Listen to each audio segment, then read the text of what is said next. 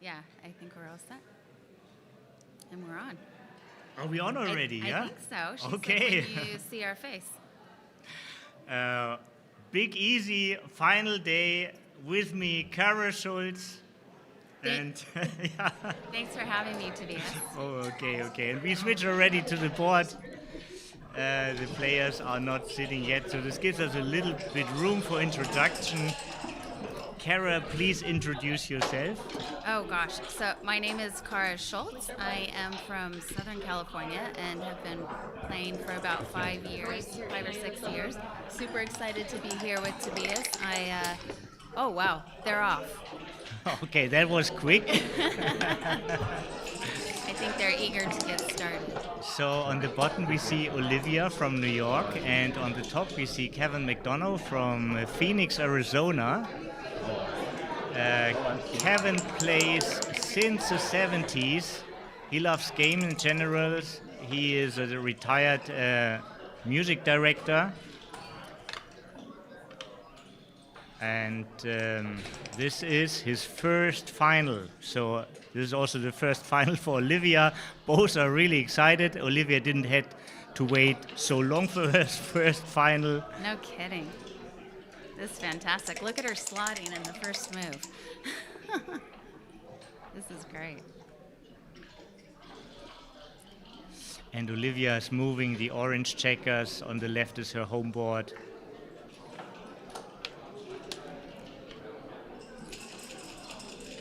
So that was a real decision already, right? Every move is a real decision.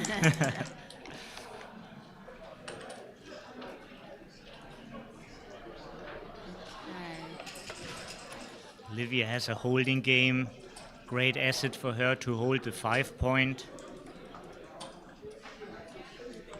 And she made a great appearance this year in Monte Carlo when she traveled with her mother and a group of other New Yorkers to rock this event. And she was playing many world-class players over there. Her mother was always providing her with good opponents, and most of them got beaten. Good job, Olivia. Absolutely. She is rocking, and if you want to follow her on social media, the account is Backgammon Girl. She is on Facebook and YouTube.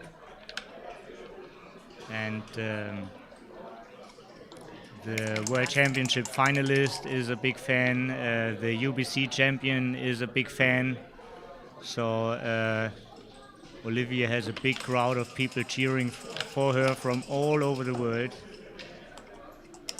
And the game gone wild. Lots everywhere. Quite unfortunate miss. Great idea to hit here, to remove a few covering numbers for the 5-point from the opponent. And it worked. I think this just comes in and what do we do? Oh, double hit. Yeah, Kevin makes the best out of it.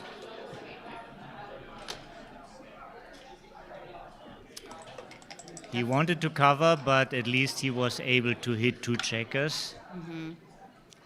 He should be able to cover now, the blot on the 5. Oh, this will be exciting. Very powerful cube and quite a fast pass from Olivia, but very good decision, I think. Yeah. She didn't have any real assets left. Too many blots. Strong forward position from Kevin.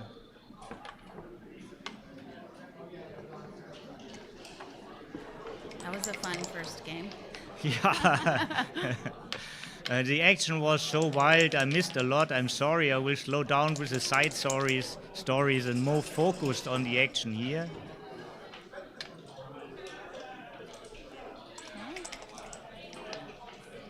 Did you start out with intermediate, Cara, or did you jump right into the Shark Tank with the champions? I started out in beginners. Oh, Yeah. My first tournament was in Las Vegas, and I played one day, maybe 2 matches, lost both, I think, and then left. how long is this ago? About 5 or 6 years ago. 5 or 6 years. Yeah. So you made a rocket start into the ABT here. Yes, and so after Las Vegas, I played in the beginners in Los Angeles. I won that, and then made the big jump to intermediate, which I was quite nervous about, but enjoyed that. And then where my first open was actually Monte Carlo. Oh, really? I decided, I said, go big or go home kind of thing. Go big or go home. Yeah. This is the spirit. I love it so much. Yeah. So everybody who knows you is full of praises for your game. Yeah. Oh, thank you. I heard you're working with Jonas Seawald. I do, yeah. I've been working with him probably for, a year into when I started. Yeah. So at least 5 years. He's telling everybody that you have grandmaster potential. You're just so busy with family and job. Yeah. Yeah. If I could spend a little more time, I think I could up my game. But, work, life. We have work life, right? I hope you find a lot of balance in this game. Yes. And we hope to see you soon on the Grandmaster list. And what a rocket start for Olivia in the second game here. This is a great position she has. Cube action could Yeah. come up soon, but now Kevin hit both of her checkers. Okay. Wow. I think after this, we should probably see a cube coming out.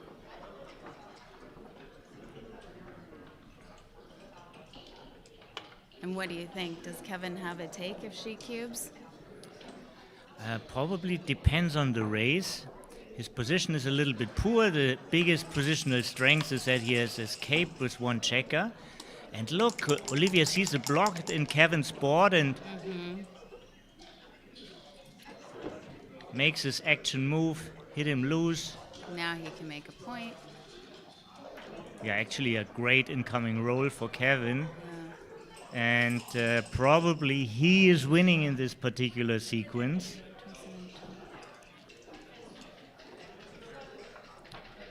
See, Olivia was thinking like I was thinking. But nevertheless, Olivia has a couple of great numbers. 6 would be the best. 6-1 is the runner-up. That's a covering number.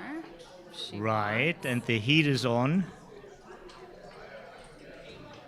The heat is on Kevin. He knows he's going to get attacked soon.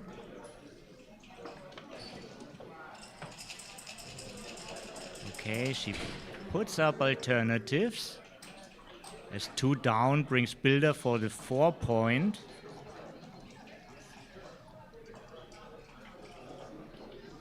But what do you think, Cara? What is more important? When I have a blot in my inner board, I like to cover it, so I think I would just cover it. Great advice, and especially against 1 checker, you have a better incentive to attack. So, and for the attack, you want to have a stronger board. Maybe it's happening now. There she goes. This is really a blitzing position, isn't it, Tobias? So you'd want to hit off the 2. Absolutely. Great call.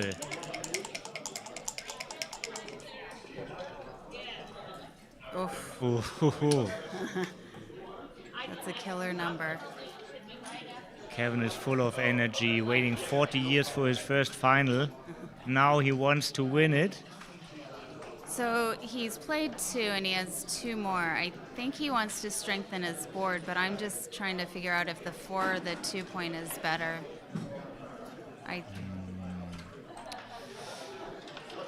Right, he has his thinking too. On the other hand, it feels like after the hit and with the double, he might be faster. So was there a way to play safe? But he's rolling great. He's rolling great, but Olivia has a chance to make the second anchor. I think I would have considered coming out on that one while she's on the bar. I would have been hit. But He's been hit too. he's been hit anyway. Just another way. There's no escape from these rolls. Okay, you can touch it, but you can't move it.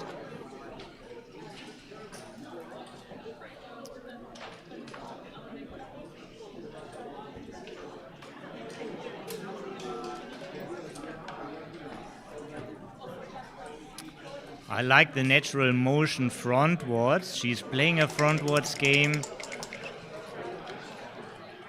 I agree. Getting out while he's on the bar is Yeah. I haven't counted the race. So some part is even in the outfield. 36, 35. It feels like 35, 8, 27 pips up for Kevin before the roll. But now she hits from the midpoint. This means 14 plus 4, 10 pips right now. Okay. 10 pips for Kevin. Here's a great roll. She's trying to close him out. Now it's only 6 pips for Kevin. And he's on the bar. Favorite to fan again. Oh, and he's in. That's great.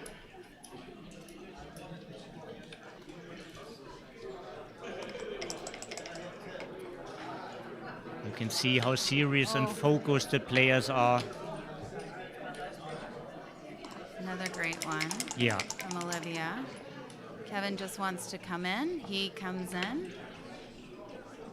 No problem. And then we have to find a 3. Can you hear me okay? Yeah, I think 6 centimeters is a perfect distance.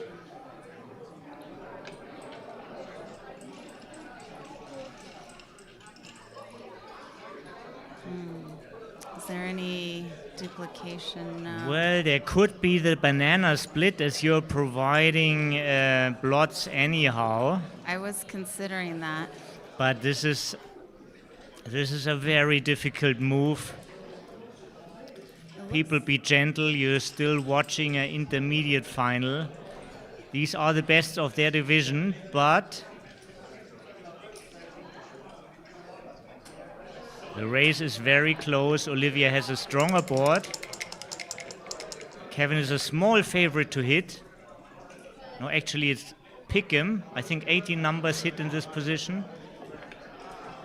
Is it 21? No, it's 20. And he missed, and now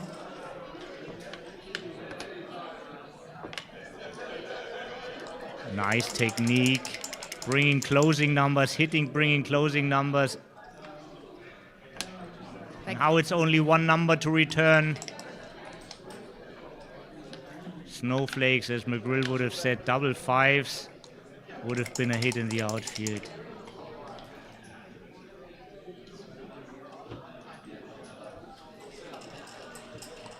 This is an exciting match already. And she'll want to come out with the... Breathtaking.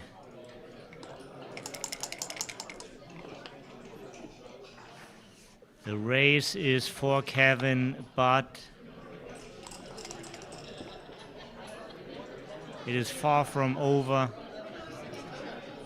Oh, wow. That's not her favorite roll. Yes, the common part is 6-2, and then it's a question about the last 2 guys. This is a tough play. She wants to stay back. But absolutely. But the roll is really not for it. I know. She would destroy all her counter plays and kills her checkers. And now it's just a race.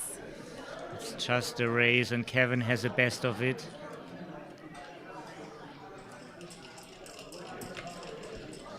Nice technique.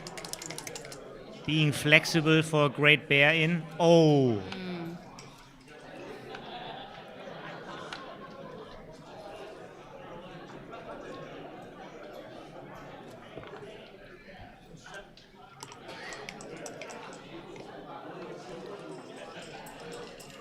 I mean, all games affect our emotions.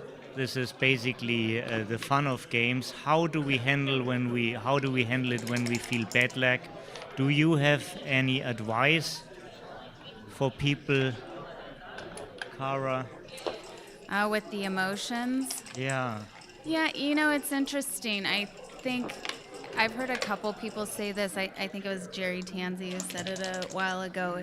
Instead of being emotional or reacting to any of it, you kind of just look at it as a puzzle to solve. Mm-hmm. And I think that kind of makes it more interesting. Let me think about how I do. I'm pretty mellow. I don't get too worked up about anything, and I always I tell myself I play better from behind anyway. and so it's kind of like it doesn't matter. You can always, and I don't think about the numbers, even if it's, 808 Crawford, or 908 Crawford, excuse me. I just don't think about the percentages, and I still think I can win. And I just... This is fantastic. Rolling. And the last part reminds me a little bit on an interview with Akiko. She said, I just think I'm a very lucky person. Yeah, that's the way you have to think. I just think I'm a very lucky person. And somehow positive thoughts help against cramps in the brain. Yeah, and I think when you get upset, there's a tendency to maybe play a bit differently, or, if you're reacting. So if you can do as little to react and just play what's in front of you, then that kind of goes away. So promote more positive emotions. You still want to have emotions, but you promote different kind of emotions. Yes, exactly. Yeah. I think so. Wow, this is great. Yeah. And Olivia, you can always think, about taking a break when you feel you're getting affected. But I see there's still great focus, and I think also she has still a smile on her face. She enjoys her position. Looks like she's listening to music, maybe. She seems pretty relaxed and just enjoying it. I haven't seen her wearing any headphones or earplugs, but... music's maybe in her head. Yeah. And this might be the same for Kevin, because Kevin is a musician. Oh, yeah, good point.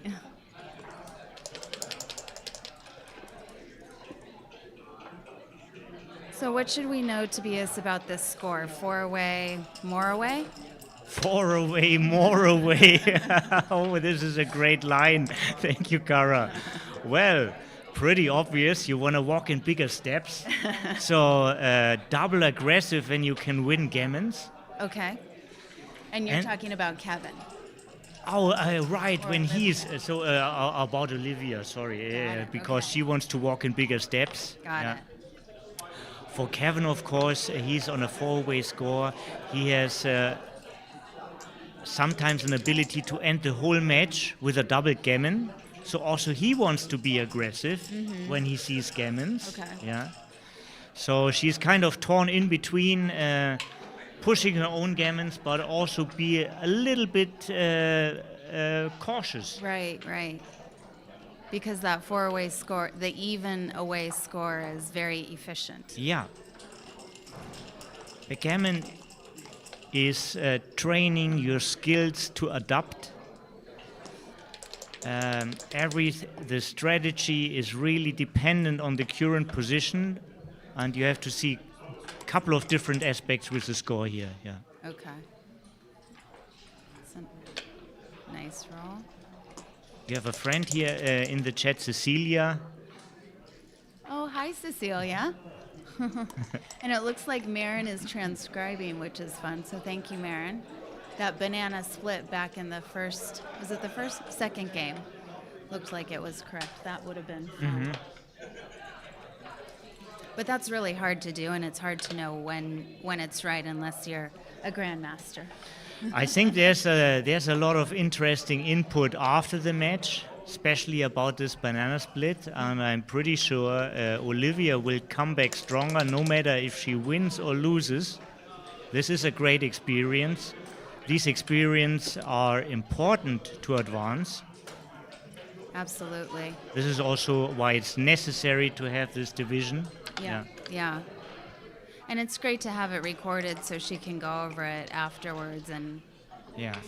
think it's fun. I like transcribing my matches and thinking about what I was thinking, during the moment. You're doing your own transcriptions? I do, yeah, because I like to relive kind of every moment and see where where my head was at and why I made a certain decision. Sometimes when I'm transcribing, I automatically make the right play, but my in-person did not. And I go, why didn't I make that play? I like what you say. You relive the situation. So you're a slow recorder. Yeah. You just, maybe you even set up variations or I do, absolutely. make a lot of pauses. Yeah. And I do the same. I do the same. Yeah. I have to confess. Yeah. I'm extremely slow sometimes. Just transcribing takes me longer than even playing the actual match. Yes, yeah, because you want to go back and look at it. Yeah, fantastic. So many things in common. And here Kevin had to kill a checker, but Olivia is still on the bar. Ooh. He's at the edge of her prime, which is good for him if he can roll a 6. Or I would come out with that too now and just... Let's see what he does. He has the same thinking. And now it's a very decisive roll. This is actually a good move, what he did here, the 8 to 7, to move the spare to the bar, because the 4-3 is duplicated with incoming numbers. It's only 2 shots, exactly. but it increases his power tremendously. Brave play by Olivia. This is the way to win. Absolutely. But, of course, there's risk. The good thing, it's still undoubled. And she can still hit here, so I love it. She's got the anchor now. No fear. No fear. She has no fear. It's fantastic. I love it. And he misses. Yeah. Very enjoyable to see strength and confidence. Yes, I love it. Especially with a young person. Yeah. And she really caught the fire. Oh, what a great roll. Does everything at once. And now? He can come to the edge. So double 1 was a great roll, so it's not too good anymore. And Exactly. Olivia Yes. immediately grabs for the cube. Nice, strong action double. Great job. And this is a huge improvement in the score. I was going to say the same thing, Yeah. yes. There's something with being even away, right? Right. It's not only something about even away. 8 away means it's like 8 away 4 mean some kind of big brother of 2 away 4 away. Oh, okay. Yeah. So now Makes sense. she can give some sexy recubes, and he has to be way more careful About taking. about cubing himself. To start. Oh, yes, that's a great point. Yeah. It's a little bit harder for him to double now, especially in blitzes. As I said, usually the 4-away score still want to push the ability to end the match. Yes. But now 4-away, 8-away becomes a little bit more tricky. And nice start. And Olivia takes out the experience from the semifinal, where she was also down 5-away Crawford, and she came back and won it. Wow. And he decides to hit 2. Olivia comes right in.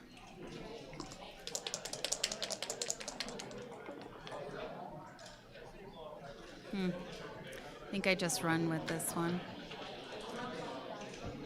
It is a lot of shots, 10s, 11s, 3s. Ooh, great roll for Olivia.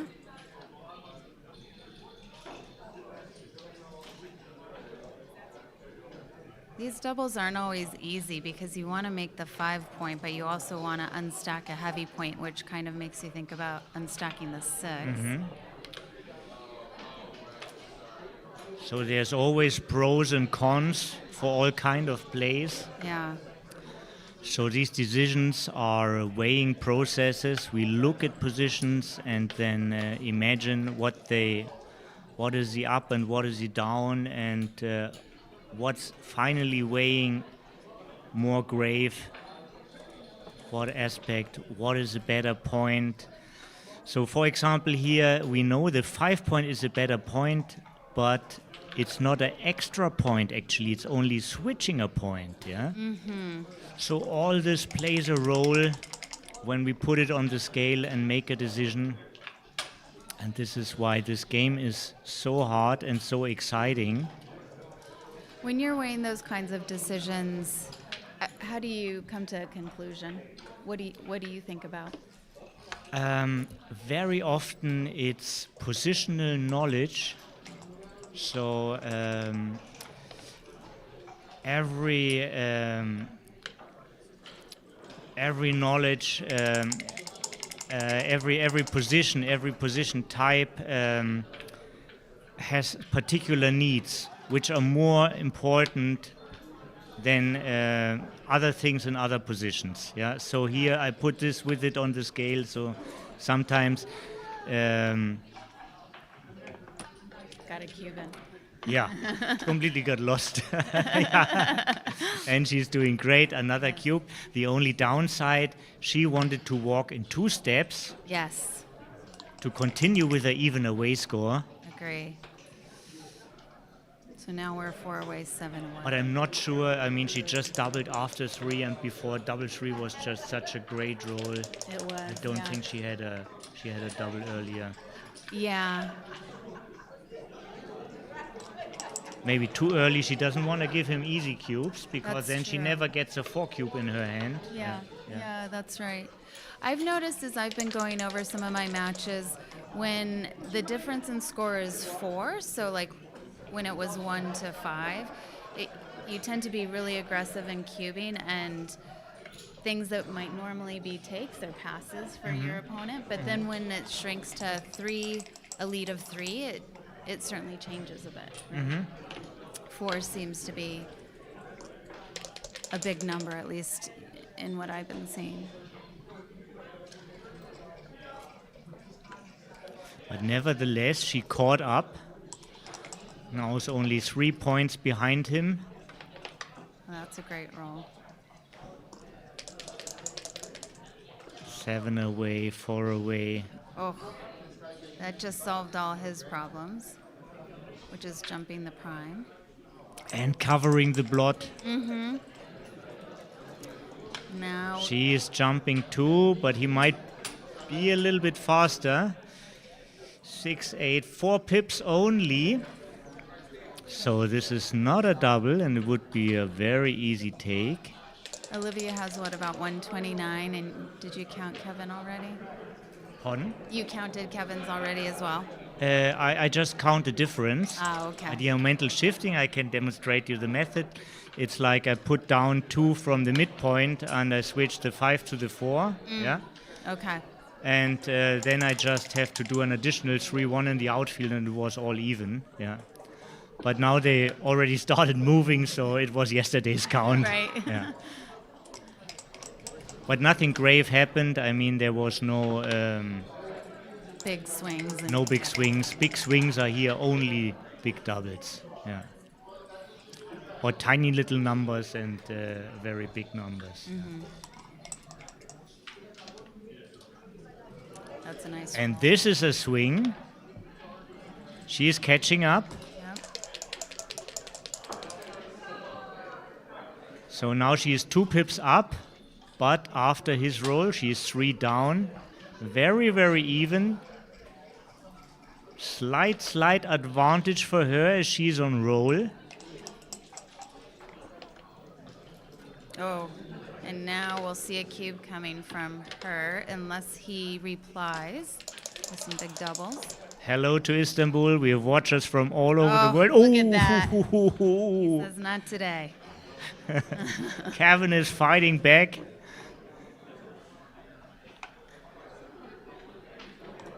Don't forget, it's his first final too.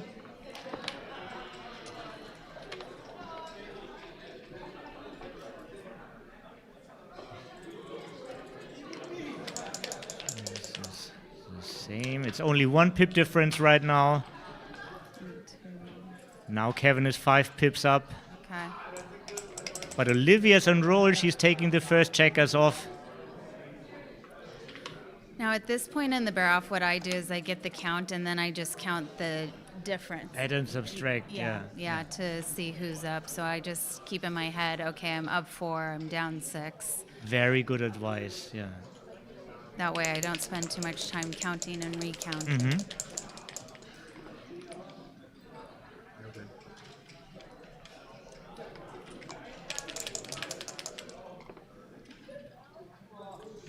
They're both doing great. They look very calm.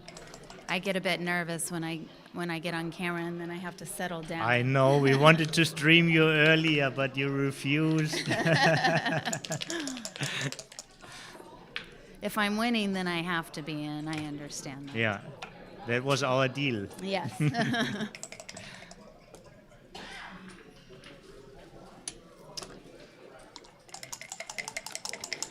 No, but you see, they're deeply focused.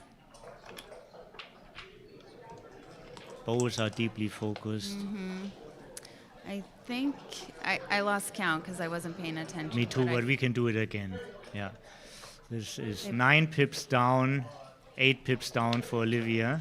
Yeah, 43 for Kevin. So this, he should be thinking about a cube if 8 pips down for Olivia. Actually, 3 and 3, 6 pips. It's now 6 pips, sorry. Okay, so 30, 43.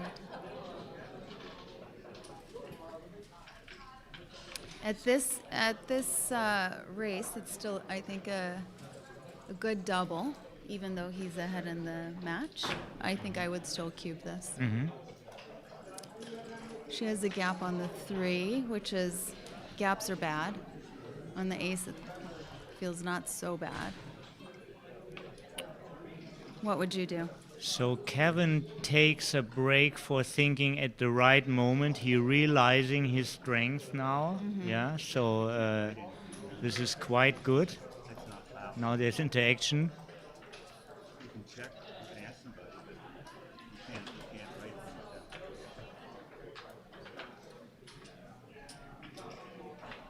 that. And now what Olivia is probably doing, as Kevin is thinking, is she's using his clock time to think about what she's going to do. Yeah, right. This is a great advice also.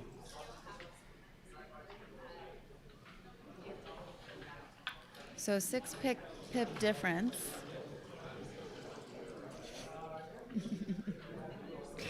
Six pips difference is 6 pips difference, but this is a kind of position where a lot of things can happen, small rolls, missing numbers. Usually you get a good compensation for cube ownership in longer bear-offs. Mm-hmm. I usually, as a general rule, I mean without nuance, I usually use like 10% plus 2. Mm-hmm. That's kind of my take point. And then This is very practical. adjust for positions. Mostly I do the same. So this was a little bit more than 10%? Or? Yeah. It's a little more than 10%, but then I also think about, well, I'm down in the match. Maybe it's worth taking a small risk so that I can... Small adjustments, right. Yeah. Ask Cara. On the other hand, Olivia might be thinking, well, I'd rather that Kevin is at 3 away than 2 away, right? Because 3 away is not an efficient score. Oh, we get a great insight here from Matt. Matt, probably the best American bigger player, pass. and he says there's an adjustment for the score, and it's much worse for Kevin to go 2 away, so you rather keep him down. Mm-hmm.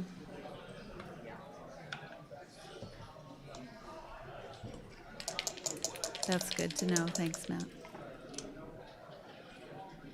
There's a former world champion, Slava Bryatkin, who always called Falafel, a dear friend who is missed, the leading theoretician in backgammon. Yeah. And, Now Matt is maybe the leading theoretician in backgammon, but also he's very, very practical. Oh, we get prominent watchers here from Japan, Michihito Kageyama. Hi, Michi. He confirms.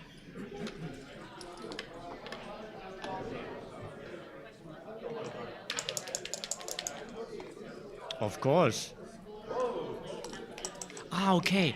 This is interesting. We get an insight from Tara what the interaction of the players were about. Kevin was asking if he can write things down, and Olivia was asking, and the referee came and said only the score. Yeah. Only the score. And while we are talking, the game moves so fast. Olivia has the best of it, holding both 5 points. Yeah, she has the advanced anchor. He's still on the ace. She has a better point in her board. Should we think about cubing here? I think so. This is a strong forward position. Quite unpleasant for Kevin. Mm-hmm. It might be already a pass. Actually, with the 3 away scores, he is happy to hold a 2 cube because it's not so easy to make the next point, and this brings him to a Crawford score. So it's safer for him to hold the cube than to give a cube. And now, take your time and look at it. You're shooting at checkers with a forward position. It's a great shot. And I think I bring the other checker down. He does have a blot on his board, so you're not completely concerned with getting hit back, right? Mm-hmm. And very good. This is like Paul McGrill's list of when to play bold and when not, safe versus bold. So blots in the opponent's board, or you having the stronger inner board are criteria to play more bold. Kevin gained in the sequence, but nevertheless, Olivia has the lead. She's thinking while she's shaking the cup, just doesn't feel the confidence to pull the trigger. And you know, sometimes when you're way down and your opponent's been kind of winning and getting all the rolls. But I see her reconsidering the position from again and again, and 5-4 is a hit from the mid, and now it's all about can Kevin counter hit? He can't. She should find the cube after this, that's my guess.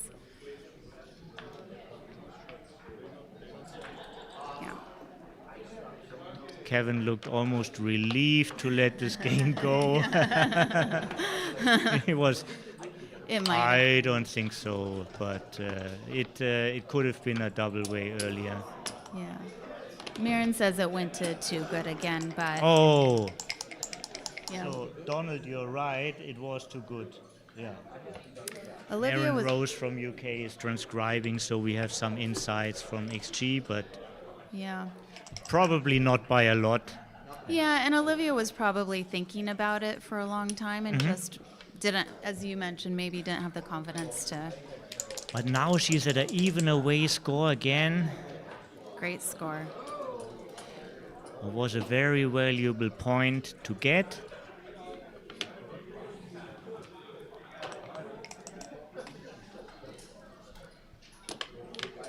Nice hit.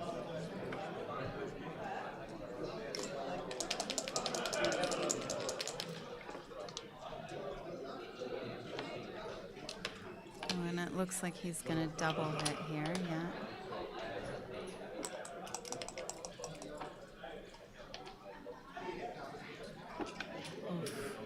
It's never fun to roll a 6 when you're on the bar. Never fun, and now the initiative is on Kevin's side. So looks like a 5-point to me. I think it also looks like the 5-point for Kevin. Yeah.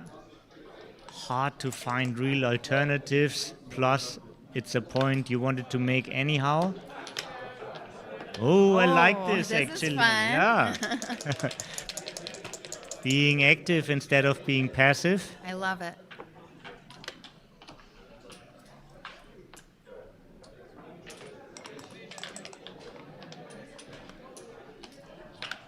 And now she has a double anchor, which is great. Yes.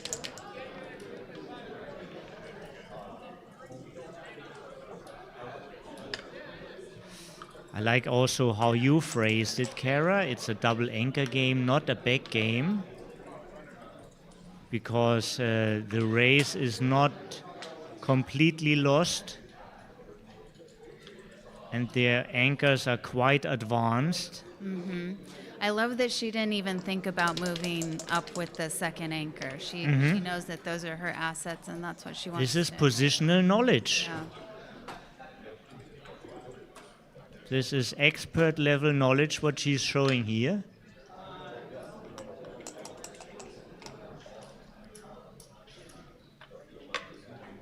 Now she only needs some expert level rolling.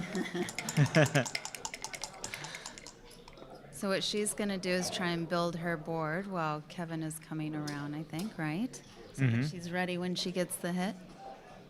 To make the board effective, she wants to win by a hit, but she's only winning when the hits are effective. Great play by Kevin. I like that he's blocking her point. And look at this. This is a hit. Yes. And she already has a stronger board. She can turn this easily into a frontward position. Kevin enters. He was rated to anchor. 27 numbers come in.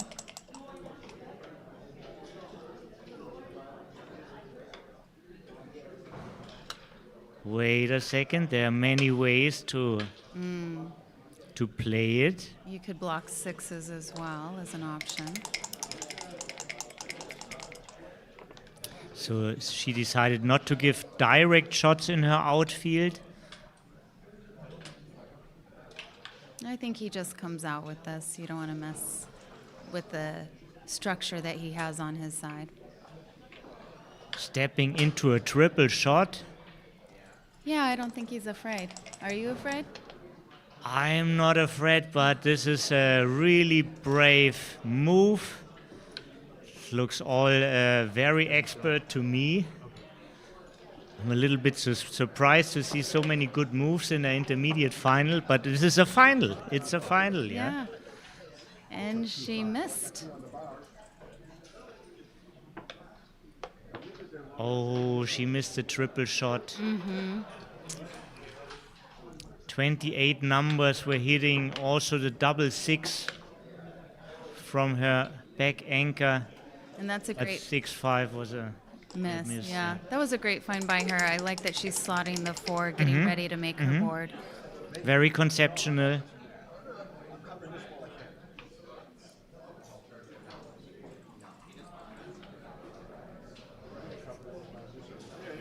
So kind feedback from Ian Terry, who is missed here.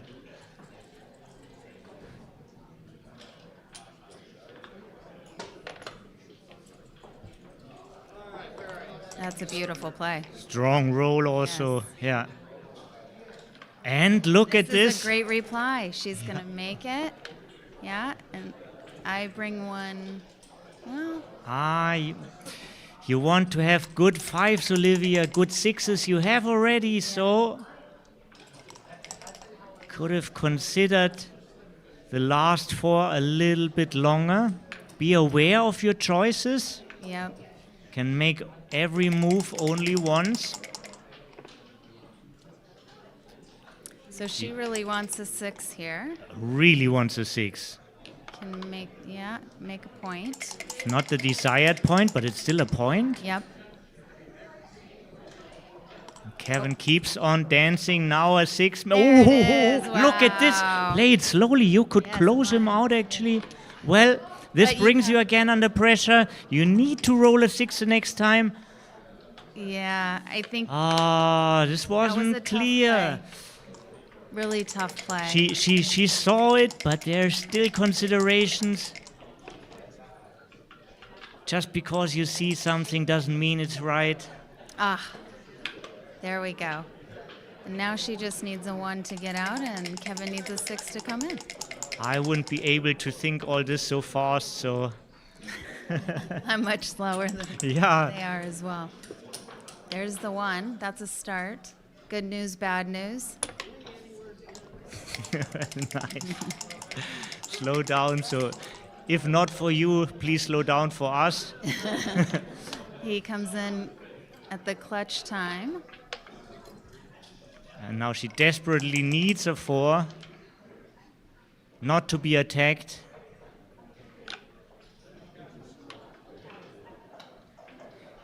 Maybe could she have used the cube at any moment? Oh, and this is a quick pass, and this is a good pass. Yeah. 14 checkers attacking you. Great It's too advice to much. pass here, yeah. Yeah. That was a very volatile game. It could have been either one of them winning that And one. maybe it's a good moment for a break now. But Olivia is eager to fight. No breaks for her. She's young, lots of Yeah, stamina. yeah, she has the energy. I wouldn't have slept all night if I was her. Same.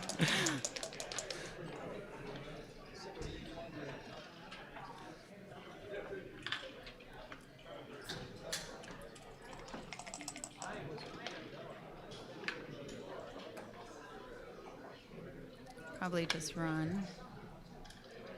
Good choice. Now it's very easy to count. She's like 8 pips up.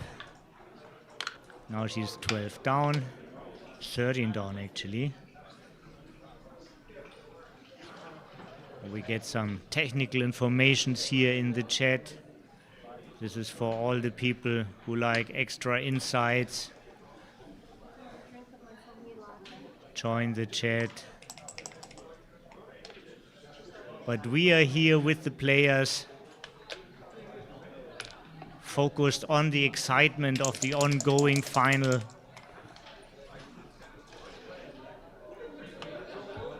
Okay. A 7 is a hit. Every 7 hits. This just runs into a double shot, so making the 5 is a really good choice. Very strong.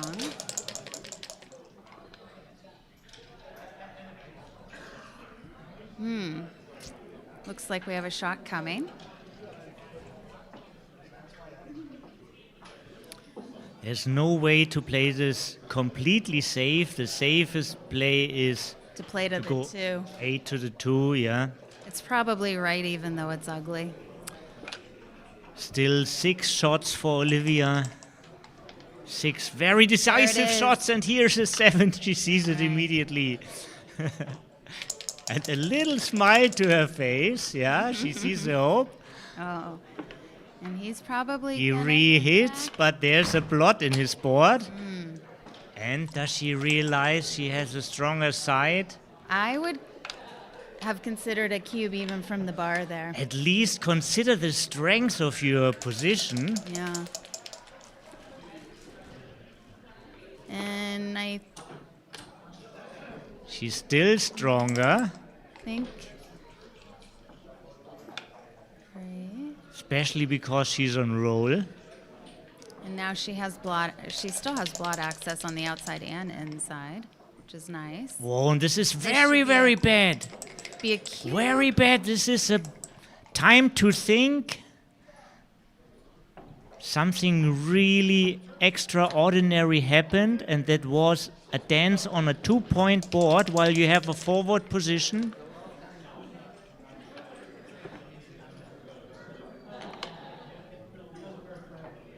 Now he anchored, but Olivia's up a ton. Yeah.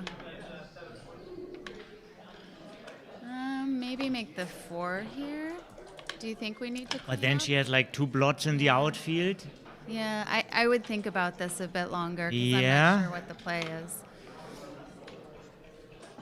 Olivia, later on, if you hear this, expert advice from Cara Schultz, think about the small doubles a little bit longer because there are so many ways to play them. Now she's pulling the trigger, but he improved and she got a little bit stucky. Sounds like I have a match to play. Oh, Cara, I'm still struggling in the last chance. don't do this to us. We miss you. Just when it got exciting. Yeah.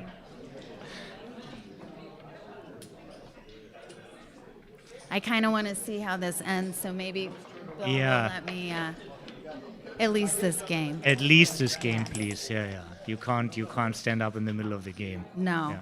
that would be rude.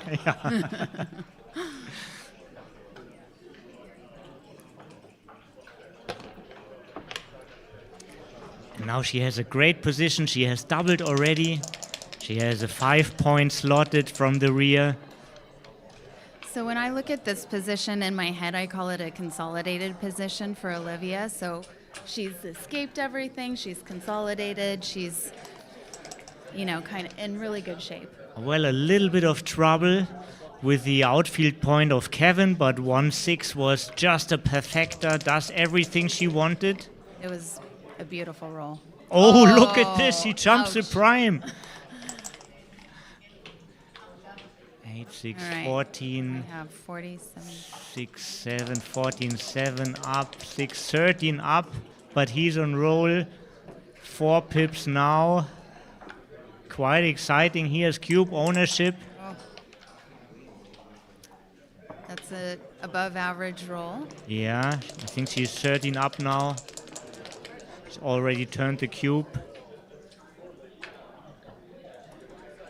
What's really exciting is if Olivia wins this, it'll be a great score, which is 5 away, 2 away. Right, what a killer score. Yeah. Great score to trail, very difficult for the leader.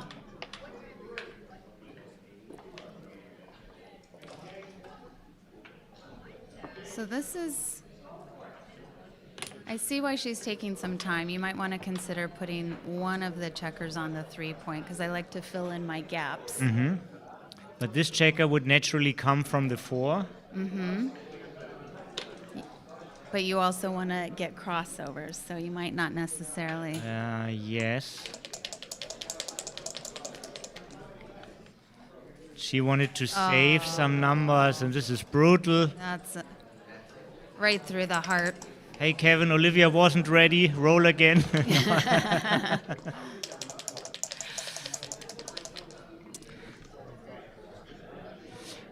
It's still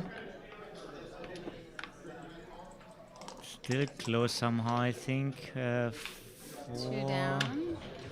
9, 12 for 16, 9, 7 pips. Okay, for everyone's attention, real quick. Now it's 12 pips. This is all doable. All right. 5 only. She's catching up.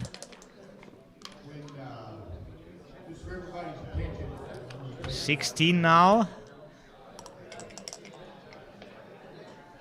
And great. 6. This is 16 pips. It's step even, and she gets the first checker off. Fantastic. Oh, and he replies with double 5s. Wow. No relief. What a no relief, right? They give each other fire here.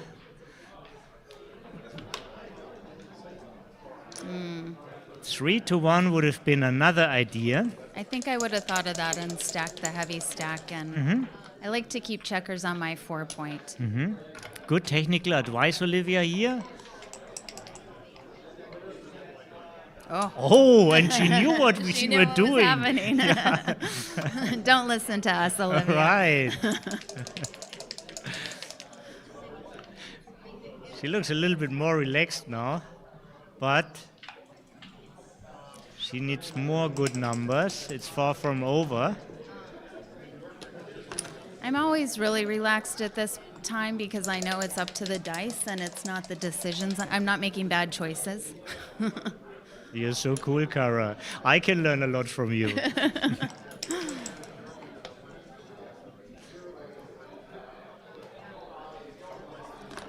And I think just 5 to. Oh. Yeah, maybe it's better 6 to 5 to maximize your doubles power. I like that idea. You want to take 3 off with But double again, 5. She knew she was going to roll a 3, and she kept 4. And it's good to bear off, yeah.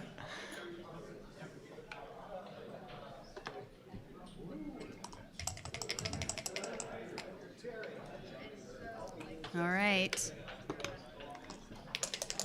Good roll for Olivia. And now it has to come. Last chance for Last romance. chance. Oh! And a handshake. Kevin, after 40 years of waiting, you deserve to win your first final. Yes. Give a big hand to Kevin McDonald from Arizona, Phoenix. Well done, Kevin.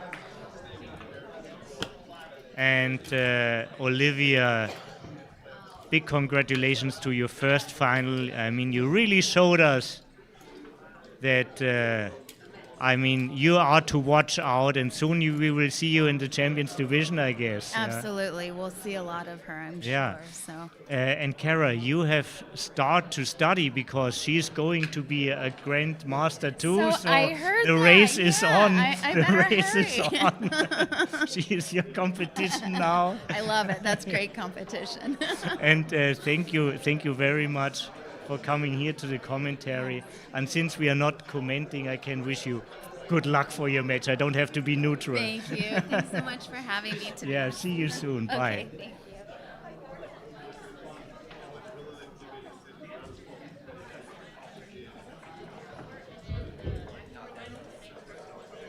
Okay.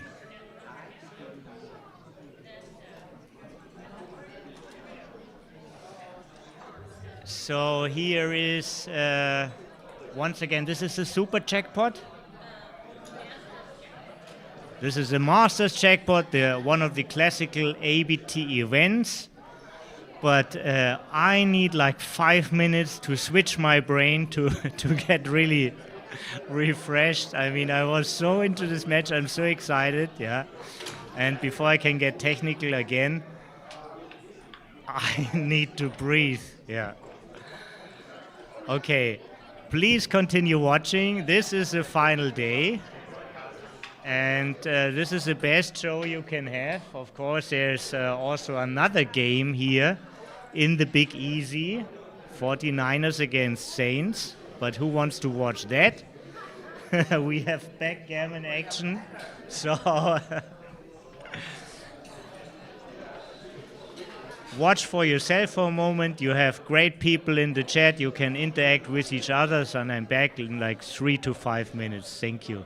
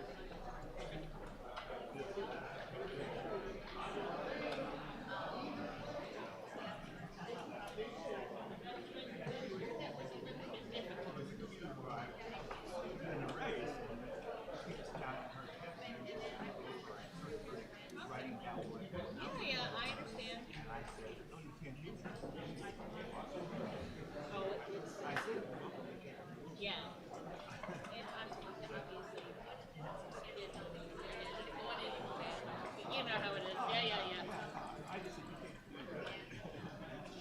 No, that's totally. I remember the first tournament match I played. I did the same thing. I wrote it down with my pencil, and somebody cranked the one. Sorry, I didn't know. So.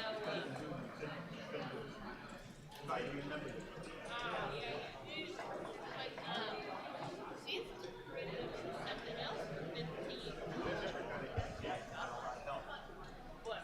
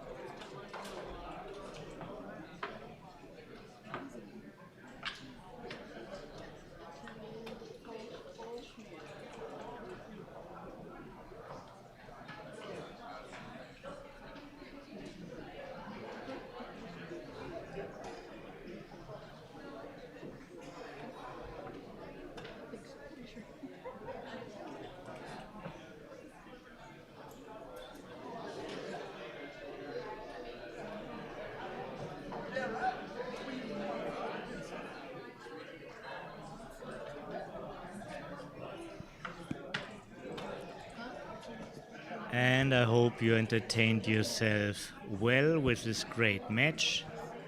All-time champion Neil Kazaros, 7 times ABT winner against Tom Wheeler. Unfortunately, I wasn't able to get good information about him.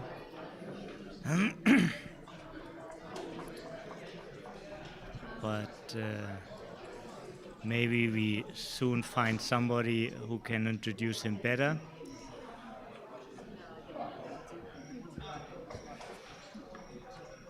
And I needed a break after this really exciting intermediate final.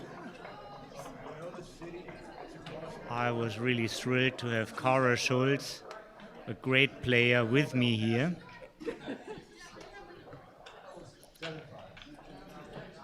Thank you very much for the feedback. I enjoyed this so much here. And I mean, everything about this tournament is great. The city, the venue, the people, the quality of the players. I'm just thrilled to be here, and I'm excited to present this to you on the stream. MCG right now has the honor to challenge Olivia for a one-pointer. This is why he came back from his room.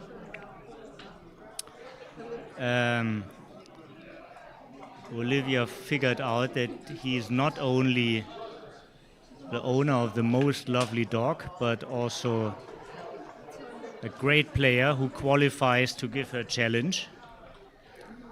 And he hurried. He heard the calling.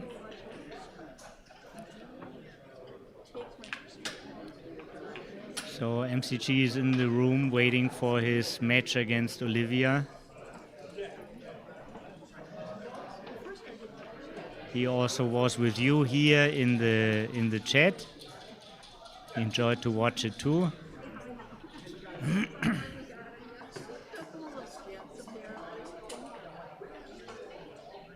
Amy, thank you very much, and it's not over. We are looking forward to see the big final. 2 New Yorkers are playing in the final, from the Big Apple to the Big E's, which is Chris Trencher, the current ABT point leader. Oh no, it's not Chris, it's actually Richard Muniz is the current ABT point leader, and Chris is challenging him, also way up in the ABT race. So I think when Chris wins, maybe he could take over the lead. I will figure out all this for you before the match starts. The moment we still have time. Watching this Master Jackpot semi-final. And before the big tournament final starts, I'm hoping also to get an interview with Martha Gaio, who is from Louisiana and who was doing tournaments here in Louisiana in discotheques more than 40 years ago. She was like the Ramey Davenport of the 70s. This is also when she met McGrill. So many great stories coming up. She promised me to come to the microphone. And I can't wait to ask her a lot of things. Hey,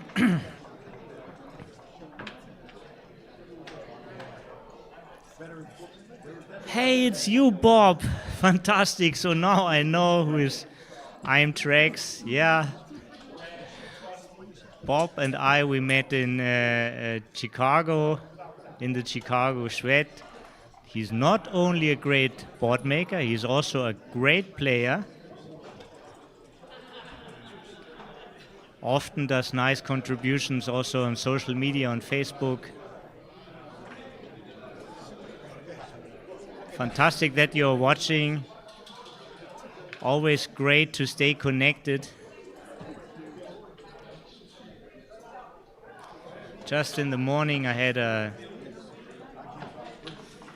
talk with Michelle Steinberg from New York. Backgammon is really something which connects us. We can have different views and whatever, but this game is a good intersection. We get together and we can agree on things. We get empathy. We know how people feel when they dance on a one-point board. We know what they feel when they get the cube. So it's a great community. It's great to be connected. So, this... and look who's coming up with me.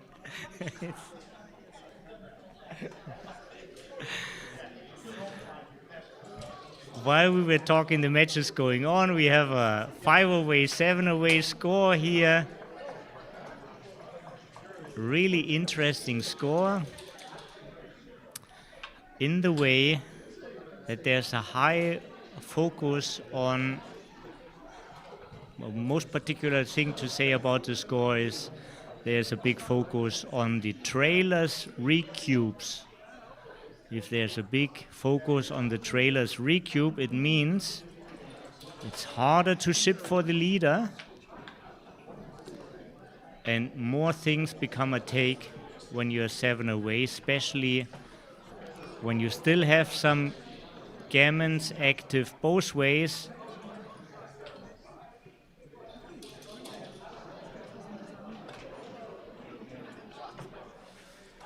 Okay, let me see what's happening here. Neil was giving the cube as a trailer. He can be a little bit more aggressive, but without active gammon. Just a regular holding game, so it's about pips, and if Tom has a timing to get enough counterplay. This has an upside and a downside. It's nice to have an extra landing spot. On the other hand, this point needs also to be cleared. So it could also increase the shot equity for Tom. Tom now managed to get the better board on his side. Now same board strength. 28. Yeah, moving a little bit too fast for me to count, but I think Neil is around 25 pips up. And here is a chance for him to clear with a low risk the midpoint. Always want to clear from the rear. Only 3-4, but that's a miss. 3-6. But after he successfully cleared the midpoint, he now has to clear the 10, 9, and 8. Quite some. Oh, this can be always a quick way of cleaning. Can be rolling doubles. Neil also had the option to clear the counterpoint of Tom's anchor, his own 10, but then leaving a 7 shot, and now with more hitting numbers.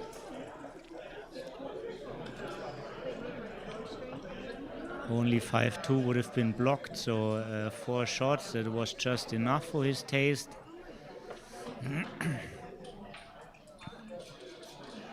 Denise from Switzerland is with us. Always think on you when I'm talking here, and it's nice that you find time to type something to the live chat. Yeah. Also, for me it was a little bit hard to catch sleep. I had 2 days to get acquainted to a different time zone, but 7 hours difference. There's 2 days are not enough. And nice way or a nice method of Neil doing it. First the common part. This was a 1-4 from the 5. The only 4 which was sure. And now he had either the option to play this, and he still has the option to decide differently, or to pre-clear the 6, which leaves him extra spares on the 5, which could result to be safer. Tom is pointing out what the position was. So this is the common part. Oh, if this is the common part, then it's clear anyhow, right? If they have a dispute or if they don't know exactly, they should just raise their hand and ask for Tara or Bill. I think Tom is right, but if there's... What? Yeah. Getting confused now myself. But in case of a dispute, you shouldn't making it up on your own. It's all on video, so just ask Tara, and she could always help here. Jet lag is a little bit rougher the other way, so I'm fearing to go to Dubai next week when it's 9-hour difference from here. But for the morning.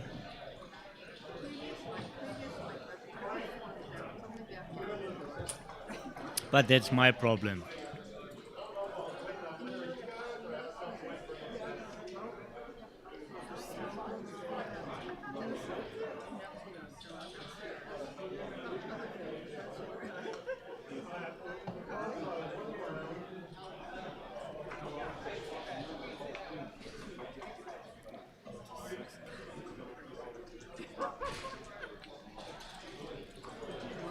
Some shots are in the cup. This is one blotting number. This is definitely right. No, it's not definitely right. What's the difference? Difference is not so grave. It's only one extra shot.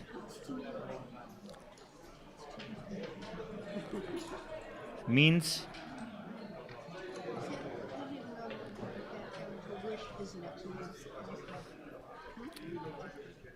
there's more life, but with the other play there's more life after death. So this is what you put on the scale and try to compare. And Tom, if he knew the rules, once he has touched it, he needs to give it, and this is basically what happened. He just showed that he's reaching for the trigger, and Neil already dropped dead. No, but this is the only touch move roll. When you reach for the cube, you have to double it.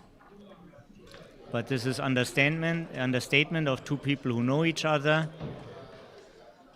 So Tom is now 3 away, 6 away. We had a comment from Alex Ashragian about the score. He was referring to the Grandmaster from Denmark. Matt is here with us. How did your match go? Did you play already? A little too You lost. You're a loser. Boo. So Olivia lost her final, but she won against Matt. And the final was quite nice. I think she cashed 1,800. I mean, what teenager makes 1,800 over the weekend and then just flies back to school? What a crazy life is this? What a cool person. Yeah. Matt, you can tell us. Yes, please. No. Please. No. You're warmly welcome. And also Yeli is. Just switch on. No excuses now. Now you're here. Okay. So what's going on? People are thrilled to see you. It's a 3-away, 6-away score. 3-away, 6-away for Tom Wheeler, and he can hit. There's one question because... I mean, if you don't hit, you're losing the priming game. Yes. You duplicate some 5s, but you leave a lot of shots. But this is... He's already holding the cube, and this saves more gammons, for sure. This is definitely a gammon safe play at the score. Do you know Tom Wheeler? Yeah, I played against him at least a couple times. You know where he's from? Not Washington, I think, but...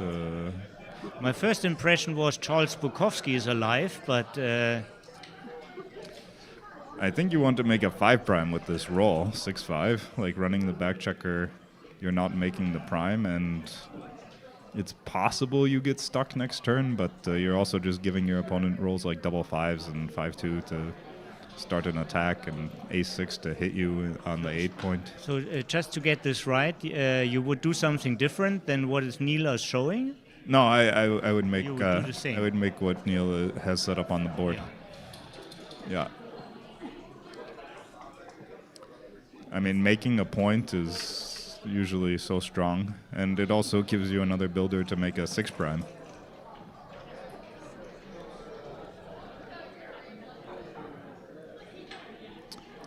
Should you just slot now? Yeah, you really don't want to split because you're not even getting to the edge and all the numbers that would actually crash his prime. But This you is would probably- need to work on your priming game. Yeah, you need to improve somehow quickly. So slotting would be a tool to improve. Right, he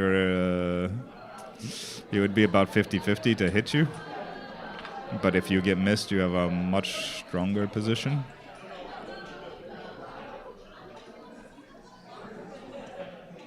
I mean, something has to happen sooner or later, yeah. I guess it's this, just because now his position is so strong. And I don't think you can... 8-6 is a little bit safer, but... But since you still want to improve, Yeah, you need maybe the distribution, I think. advancing to the 10 could be maybe Yeah, that you're advancing to the pointing 10 on, is- to the 5 and to the 4 gives you more flexibility to... Yeah, this is also a good play. I think something like keeping as many spares as you can. Here, I guess you have to hit. Yeah, you can make the 11, but then... Basically, you're dying anyhow. Yeah, So, yeah.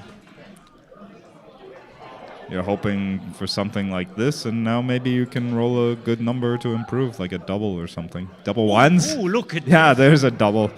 Certainly you come up. You have to come to the edge of the prime. Yeah, I mean, you want to build your own prime. with the next double one, Yeah. not with this But this one. is such a huge improvement to get Yeah. to the edge. Just imagine you have a winning roll now. Saves a ton of gammons, and you have double 6 Right. to actually win. This is the only way to play it to get to a winning roll. Right. So he hides a blot.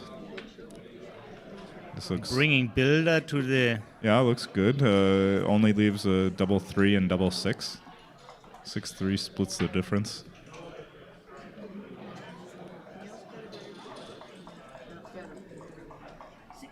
Three hits, 5 safeties the blot. And are there some rolls like 1-5? Not just yet. It would still be pretty awkward. But it wouldn't actually break anything. 4-3 is a great number. Yeah, that stops the possible counter primes. Stops all progress from Right. So Tom's. now with the 6, do you run out? Probably no, because when do you get a better time? You never get a better time. If you don't, you're just saying, I'm going to save a gammon and give up the game. And it's not even clear that this saves you gammons, because probably next time you're facing a stronger board when you run out. Yeah. I think you should play to win the game. Yeah, and the play to win the game is to come out with the 6. I mean, it's possible you lose a gammon, but... By the way, Matt, here's also Bob Several with us in the chat. Oh, nice. Hi, Bob. Where's Bob? Bob, I scroll a little bit up. He is Imtrax, Ah, okay. 5-1. Nice. This is for sure the play that will win more often if you come out. You know, he may roll a number that misses you.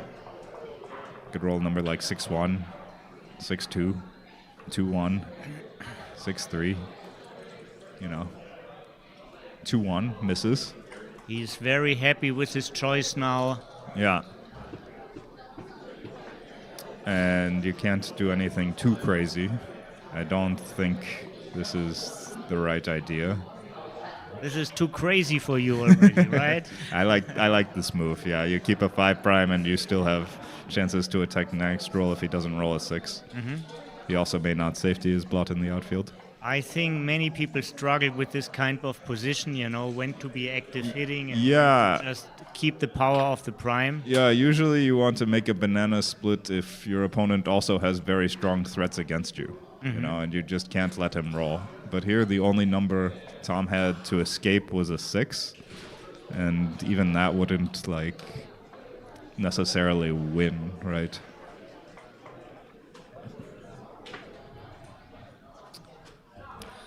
So it looked like he made a good play. Yeah, I would also come out with the 3 to reduce shots. Yeah, the double 2 actually making a 5-point board on your head. And it means he basically never finds a point where he has an active redouble.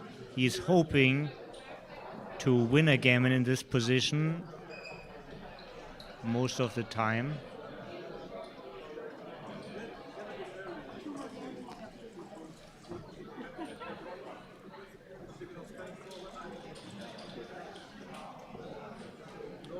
One hits the second blot. So now the gammon is real.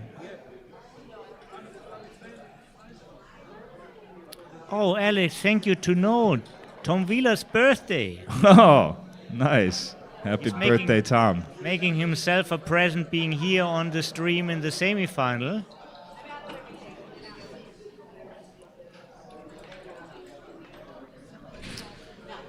So it's like 50-50, the gammon? With the 2 extra checkers on the 8. Yeah, and also some gaps. I guess Neil is probably a favorite to win a gammon, but it's very close. Ace should come off because the gammon is so close, and, you know, okay, you leave a few shots, but it could be the difference in the race having one more checker off. And you especially don't want him to come in, so this is the play to keep a closed board.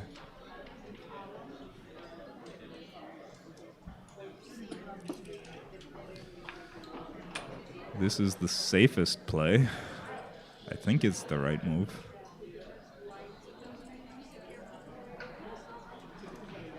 Okay, there's a shot. If Tom doesn't hit, he's probably getting gammon because double 5s was such a huge roll.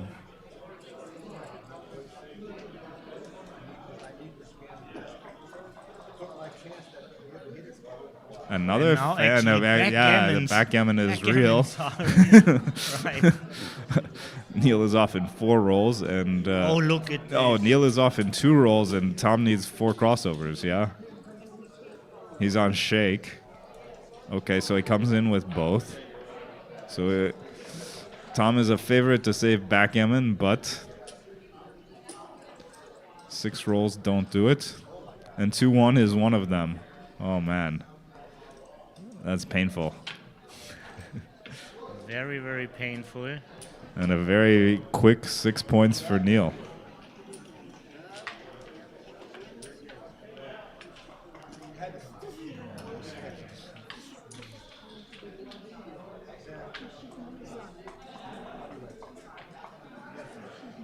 This is... I wanted to look up something which I read earlier, but I don't find it. So it's going to be a Crawford game, basically double match point. Backgammon Go for Tom Wheeler.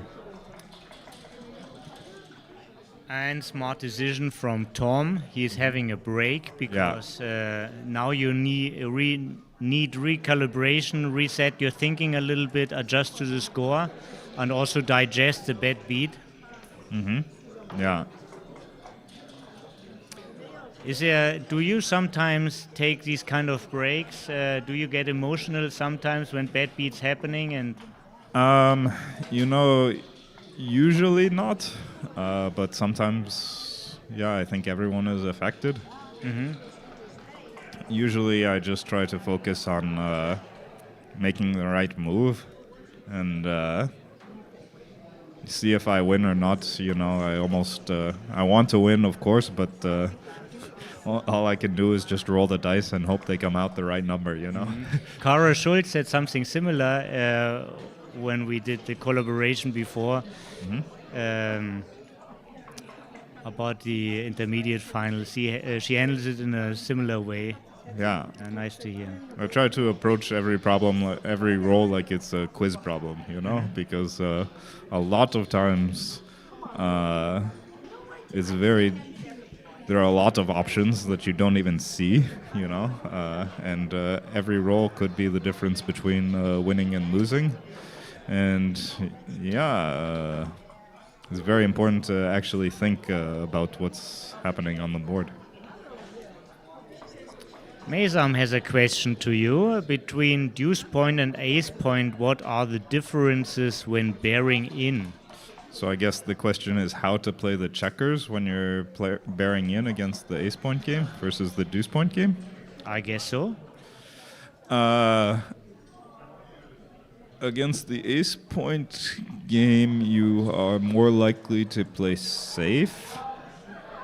Against the deuce point game, you're more likely to take checkers off, And I the suppose. reason is the gammons.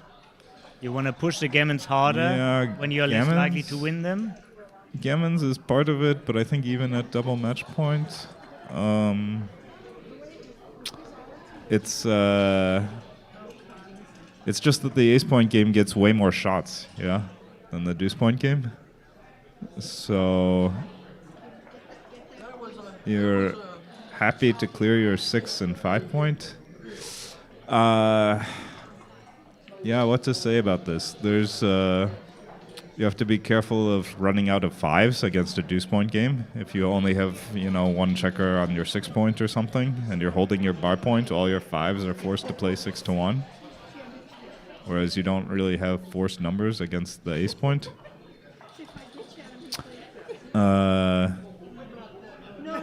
You can also crack, the ace point game more easily than the deuce point game. The ace point game gets shots later than the deuce point game. The deuce point game gets its shots earlier. But against both, you like to have high spares. This is usually the thing, is you like to create spares on points that are just beyond the point you want to clear. You strip the back point to clear it, and then you put spares on the next points. Okay, thank you very much for answering this question from the chat. And back to the game now. Yeah, this is basically double match point. I mean, Tom doesn't really care if he wins a gammon or not, because 2 points gets him to a score where he would be 1 away, and 1 point gets him to a score where he can use the cube and be out in the next game. But there's one way to win the game directly. Yeah, with a backgammon. But very rare to see backgammon after backgammon. We just saw one. Yeah. 6-3. Oh, he can double hit. Yeah, good move. And it doesn't definitely look like a backgammon win for Tom. Not yet, but there are 4 blots with the 2-3 back already. Yeah. This is how it starts.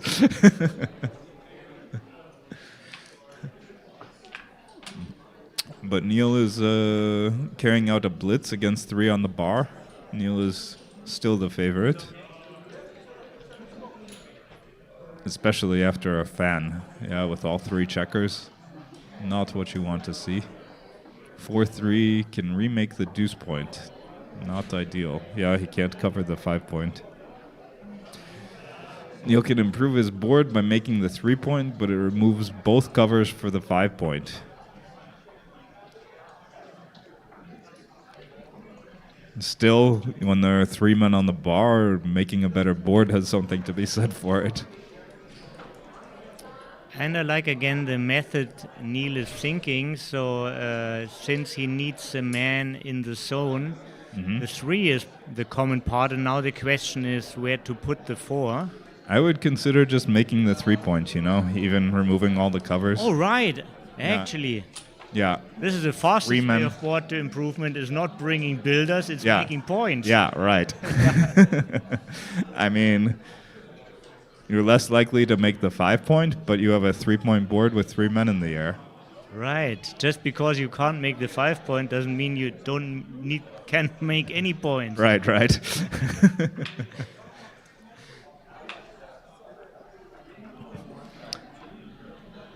You know, when you have 3 on the bar, I think improving the board goes up so much in value. But 5-4, bringing 2 men in and hitting.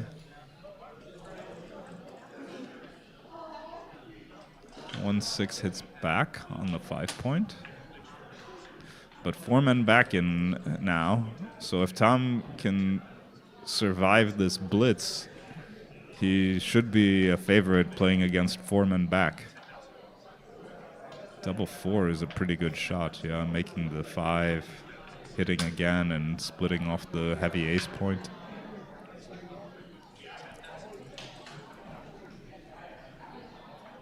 And Tom anchors, okay, so the blitz is not going to be complete.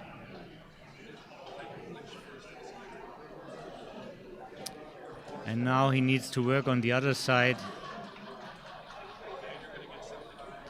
Yeah, he can't cover his 3 point. So he The question should... is either going to the mid or making the bar. Yeah, I like this move of making the bar. You know, Tom is going to survive the blitz. So you need to start to control the outfield in preparation for the rest of the game.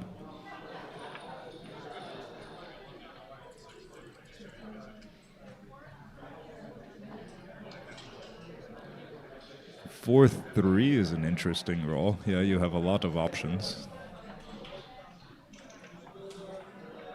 You can make the 10 point. You can make the 20 point. I think I like making the 20.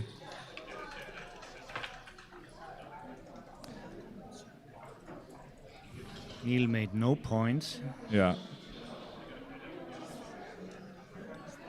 You do already have the 18 point, and you don't... Gammon doesn't help Tom, so... The 20 is not necessarily as good as it might be at some other score, but it is still a point. If you can make a point, you know, you safety 2 blots at the same time.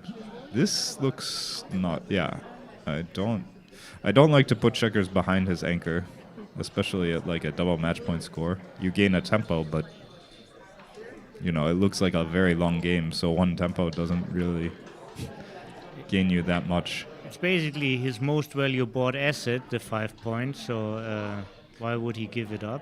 Yeah, and it's in front of his anchor, you know, when you put checkers behind the anchor, all of a sudden the rest of the checkers have to move.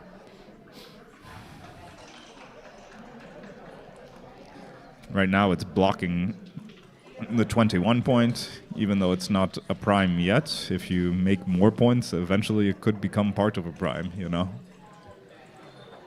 And it's also a safe landing space for you to diversify with like an ace or something.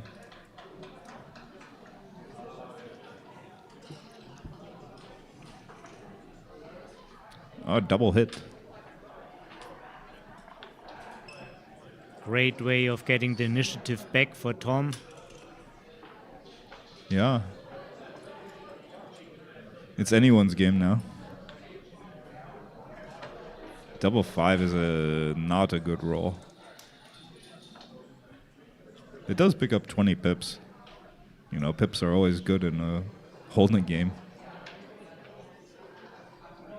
But this can't. No, you don't see that the would be number that would be a correctly. nice move, Yeah. but it's not legal. Would be a great play. And then 3 more. Yeah, right.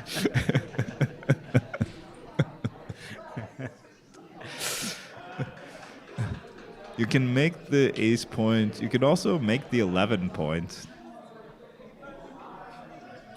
I mean, you don't need a gammon. You do keep an anchor this way and put him on the bar. Yeah, difficult move. Oh, he fans, okay.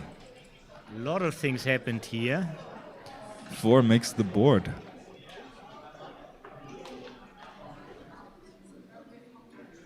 And you only have 1 ace left.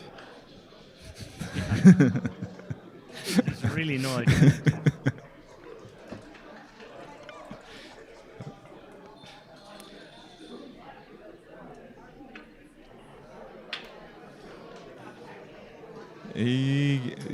He could have looked at coming off the 5 point. I mean, I didn't get a good look at it, but it could have been a play given that gammon doesn't hurt you. I guess there is some possibility of backgammon, but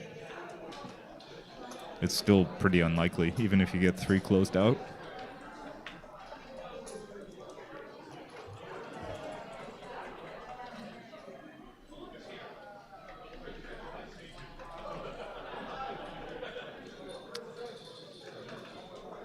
(3-1).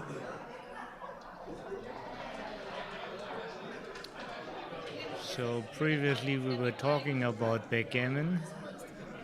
Yeah. Getting a little bit nearer. I'm sorry. Yeah, I mean, even with the 5 point anchor, it's just very, very hard. Yeah, even if he were to make his deuce point and then start bearing off, maybe 5% or something. But first he has to make the deuce point and then start bearing off. So he's still mostly just thinking about the best way to win the game. Yeah, but backgammon is always something to keep in the back of your mind. It would be nice. It's unlikely, but it's a nice little bonus. Okay, so now Neil has a reasonable back game with some timing.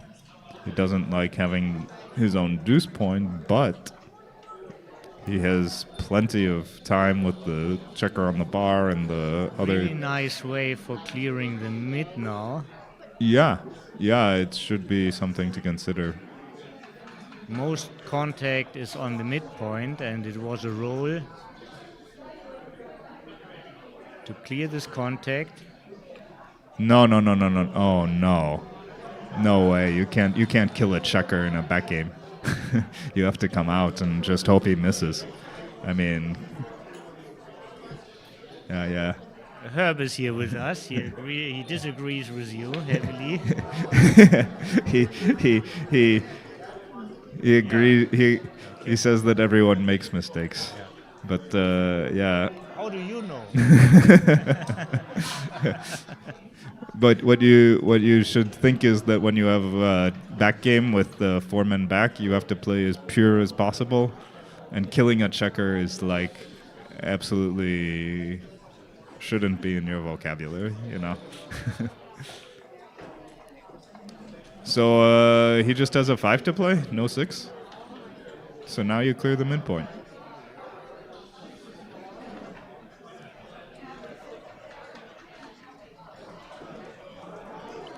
Good play.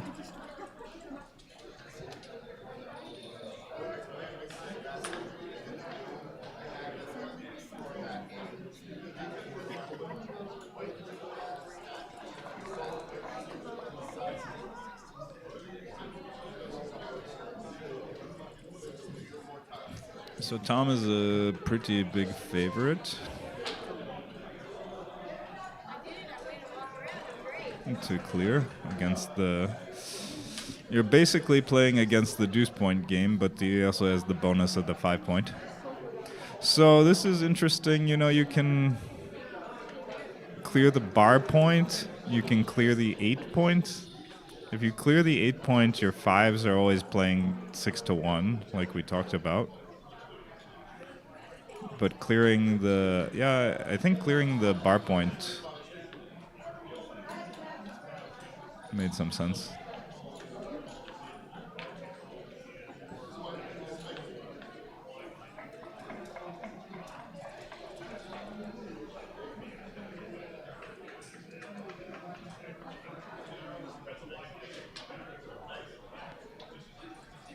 So no shots yet, but strip position with 2, you know, the outfield point makes all your numbers pretty much forced.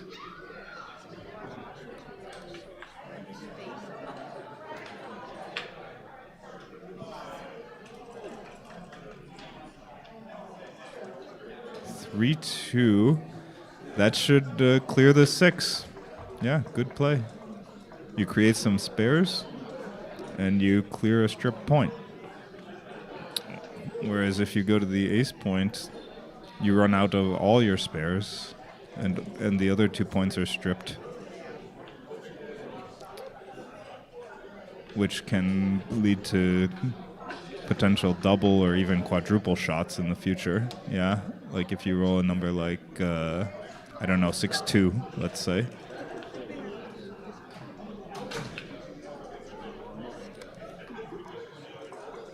You would prefer to clear the bar point before the 6 point, but you don't have the option.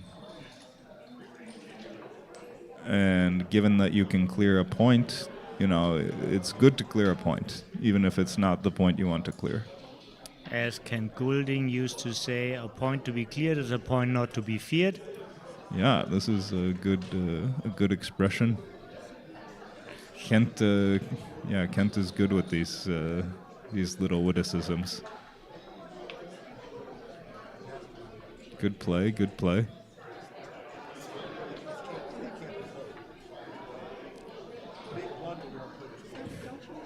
And now at most you can leave 1 blot. And if you just clear the 7, the position is like gin, basically.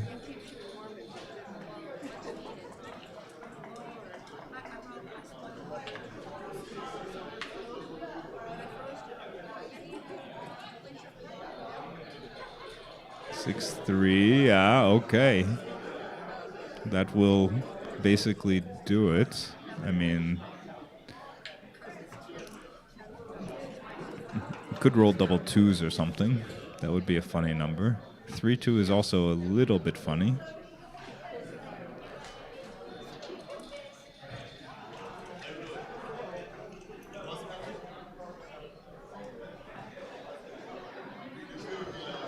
Two is forced, so play the 2 first, and then look for a 3.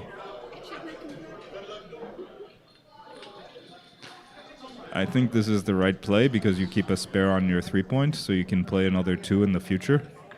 The other play would have blotted on not just a high set, but also like a 6-2, 5-2, and 4-2.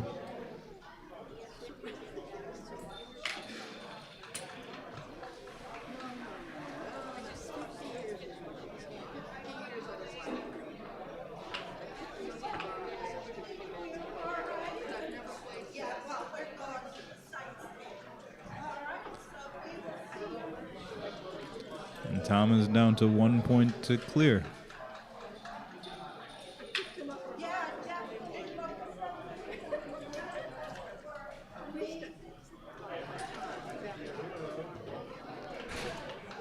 Last chance, an ace would make Neil a big favorite. Yeah, it looks like they're only like 3 or 4 men off. 1, 2, 3, 4, 6, 7, 8, 9, 10. Okay, and he misses the ace. Not this time. So exciting. We should get a double match point game.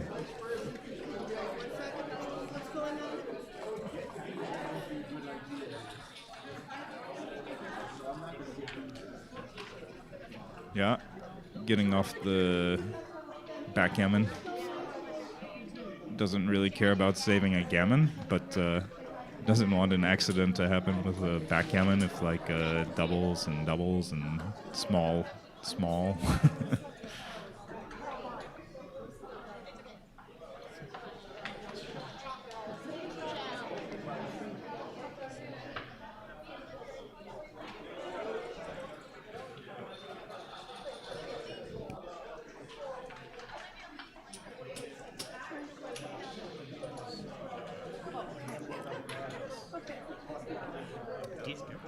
DMP. No. They're setting up the position.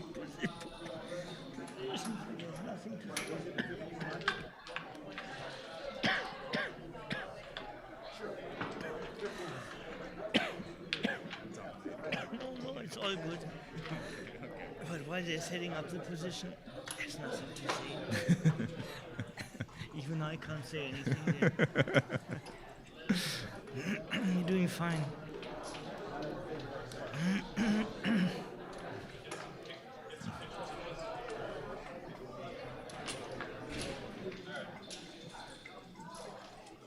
So 5-4. Nothing for Tom. He just has to run away and hope to get missed. Not a very good roll, but it's the best you can do with it. Beginning DMP strategies are usually more raised focused. Yeah, And if you run with the advanced checker. correct. You run with the advanced checker to reduce the number of shots and to hope to get it safe. Also, your back checker is only blocked by 2 points, and your advanced checker is blocked by 3 points, so you're actually more primed with the front one than the back one.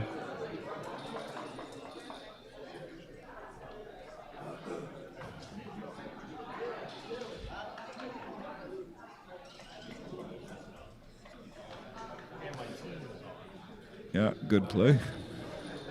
You've already unstacked your midpoint. There are only 4 checkers there, so you're not under as much pressure to bring a man down from your midpoint. And you don't want to leave a shot when Neil has the stronger board.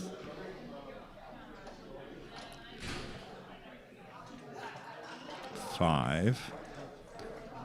4, I think I don't know. Could be the Duplicating right. twos is a nice idea, actually. Yeah, it's usually the right move. At double match point, I usually like to play pure, but it's probably still the right move. Yeah.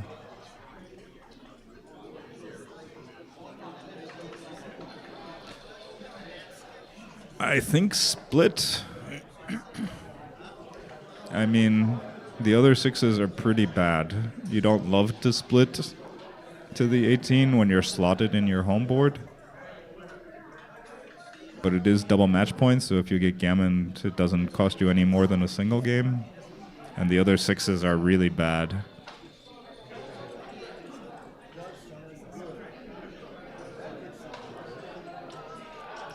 You can make the 5 point. Mm-hmm. You can Just dismiss everything else and do the best for your position. You The can- twos are still duplicated. you can also hit the checker on his 4 point. But the 5 point is pretty strong. If you hit the checker on his 4 point, you gain a bunch in the race, and he has 2 on the bar. If you make the 5, there are some returns like double ace, double deuce, 2-1, 3-2, double 3. But also there are more than twice as many dancing numbers then. Yeah, he would have 25% to dance, but he has over 50% to dance with one if you hit the second checker. But this is so pure, and I mean, the 5 point is such a natural point to make. For me, it's a difficult play. 2-4 hidden covers.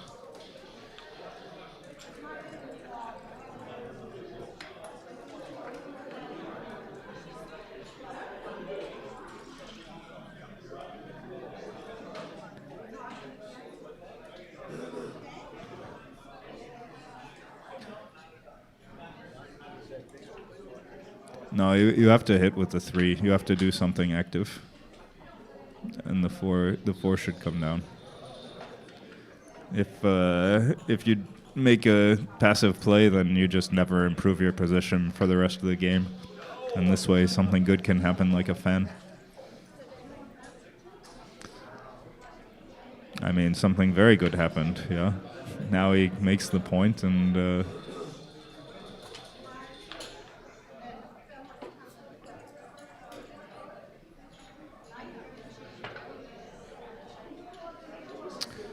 So both have 3 primes.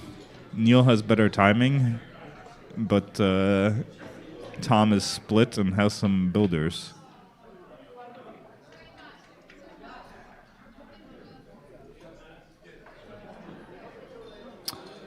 I think I like the 5 out, but then to come up with the 2. Yeah, so the back checker also starts to get out from the prime. Yeah. Wow, but this is a lot of double hits, and or many more than the other way. Other ways, no? Yeah, you could get double hit, but it is double match point, so getting blitzed is not so dangerous. The ace hitting, he has to give up his 8 point. By being up, don't you want to usually prefer the running move? Well, the running move is good, but it also left a shot. And, you know, you were leaving 4s and 7s as well with that move, so it wasn't like a safe move. And this one, I think, you know, advancing from the ace point really helps your game if he rolls a poor number. Like, this is a poor number, you know. Now you have lots of returns.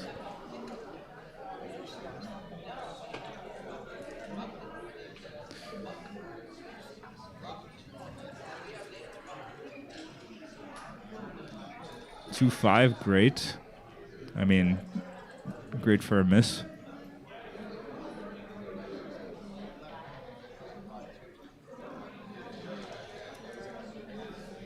Four 1 is like a total nothing roll.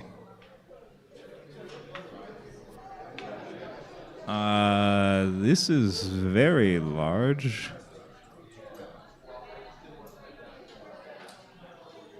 I mean, it's a pretty big play for the 4-1.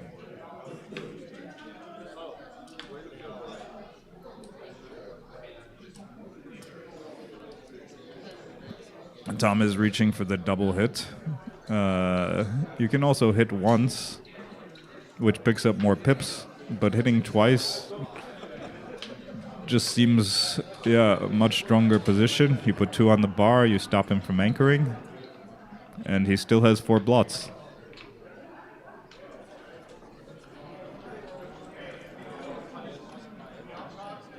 Three 2 can hit and cover.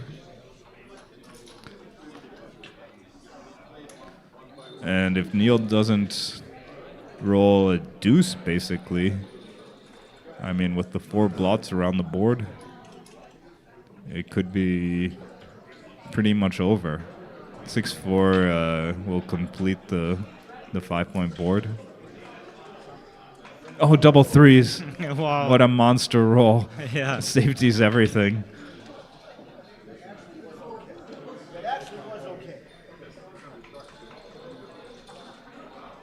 Tom is laughing. Sometimes I laugh too. Yeah. What else can you do? Right. And this is a terrible number also.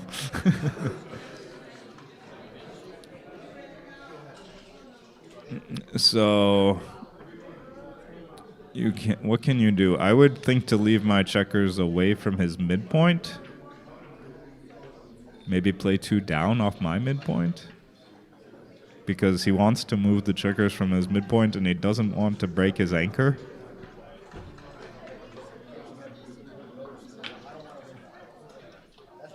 And you have to leave a double shot no matter what you move. 5-1. There's basically, you have to hit. Yeah, right. It comes for a price. Yeah. It comes at a price, but There's nothing else. yeah, it's you don't care if you get gammoned again. If you were at gammon save, this would not be the move, but no, you must hit. Oh. Now he's giving a volunteer shot. Yeah, he's volunteering. Anyhow. Volunteering a shot, but without putting him on the bar, and he's losing the race. So.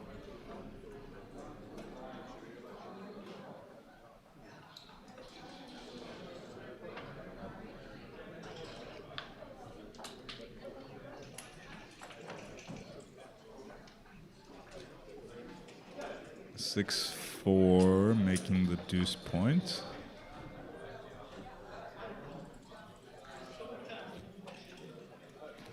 Five, 4. I guess you must play safe again.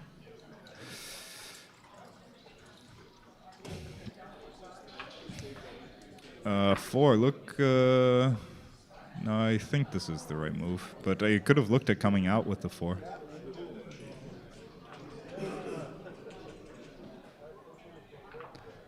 I mean, was at least a consideration to come out with the 4.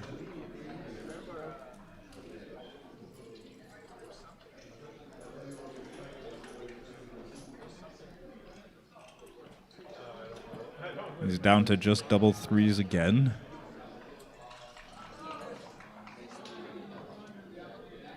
Not this time.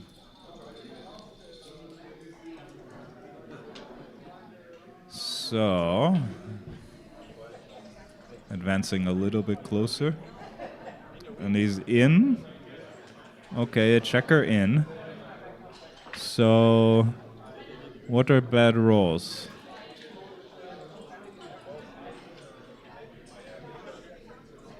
This is not a bad roll.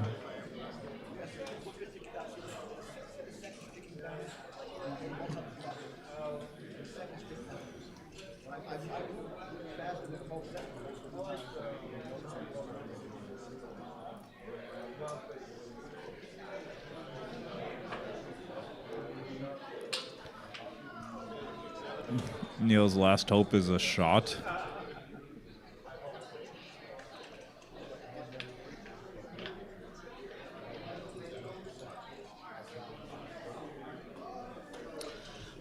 Only one bad number for Tom, which is double 3. Yeah, these are always... Everything else plays safe. He wants to clear his 6 point because... Now he wants to clear the 5. Yeah, that's a good play. He's seeing it. The problem with playing off the 6 is just... it's too awkward with the 3 men on the 6 point.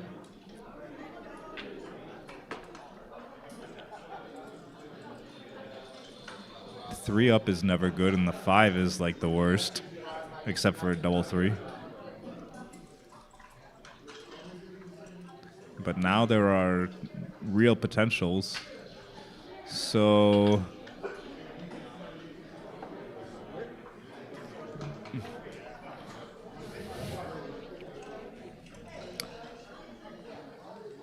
Usually the right, I don't know, is it right to split or not? You get a double shot on a 6-5. You lose a lot on like a double 3, a 3-1. 3-2 you're also losing on. Double 1. Double 1, yeah. You only get the double shot on 6-5, right? That's the only number you're gaining on? Mm-hmm. Is there something else? 5-4, you gain a little bit, maybe?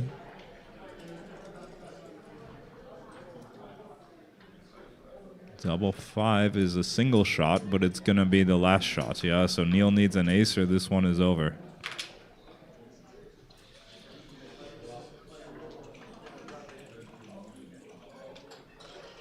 Oh. And Tom Wheeler is walking into the final of the Mardi Gras Master Jackpot on his birthday. Happy birthday to Tom. Yeah. Happy birthday, no ace.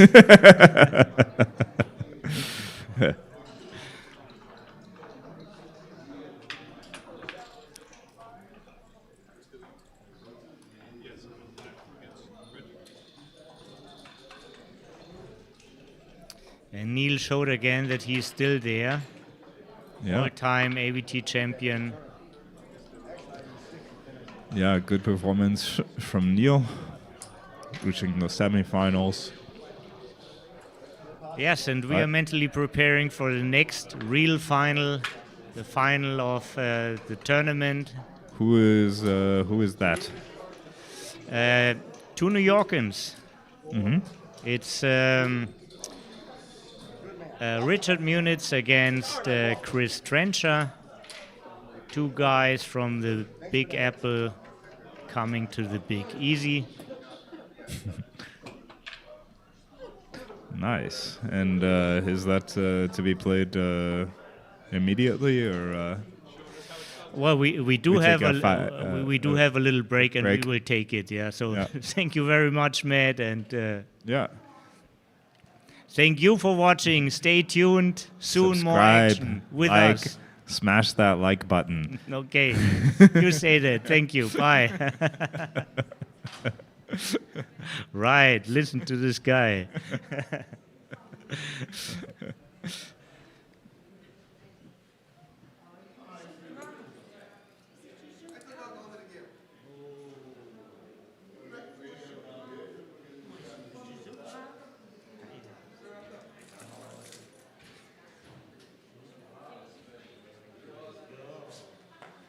Tobias, I couldn't come because we had me playing and playing and I still belong. Okay, y'all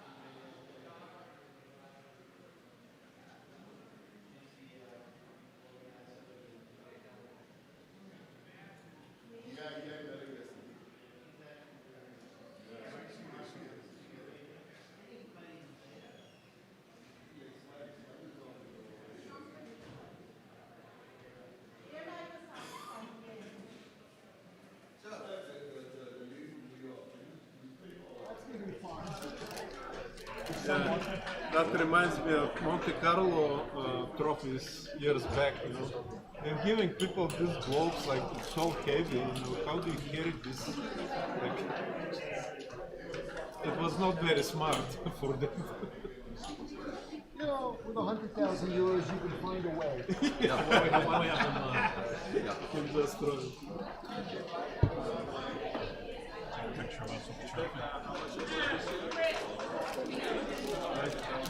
No, I've just moved it so we can take pictures. Quick. Somebody standing over there. We don't. Oh, yeah. But I want to see no food or drink allowed at this table.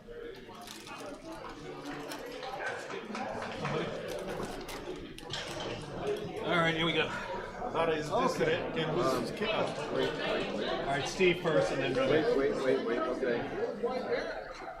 All right, boys, you take 2 or 3 just to make sure we get your Thank you. All right, Remy. Huh? Remy. Okay, 1, 2, 3. Congrats. Oh, that's hilarious. I found that if one of us looks at Steve and one of us looks at Remy, we wind up with a stupid looking picture. There you go. It's just a phone case, but isn't it funny? It serves no purpose other than being an inconvenience. No, other than, you know, people will think you're like, you just traveled into the 80s. Good luck, John. Okay, let us know when we're good to go. Do you need this sign moved back? Good luck, gentlemen.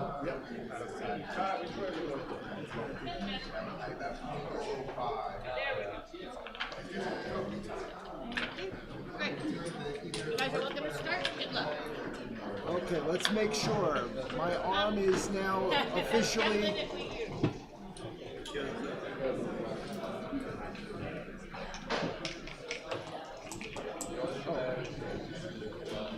Yeah. Can't have that.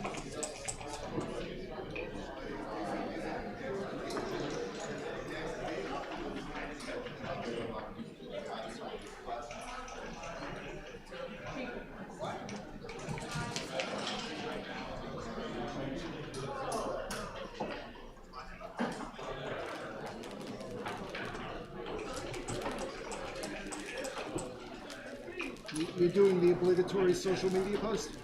Yeah. Okay. Trying to stay with things.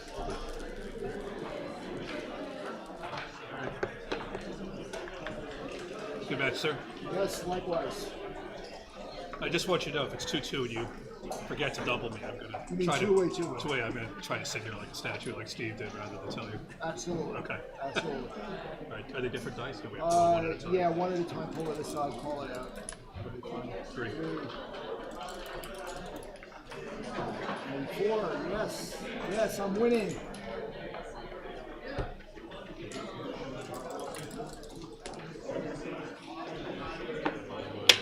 Not anymore. New favorite.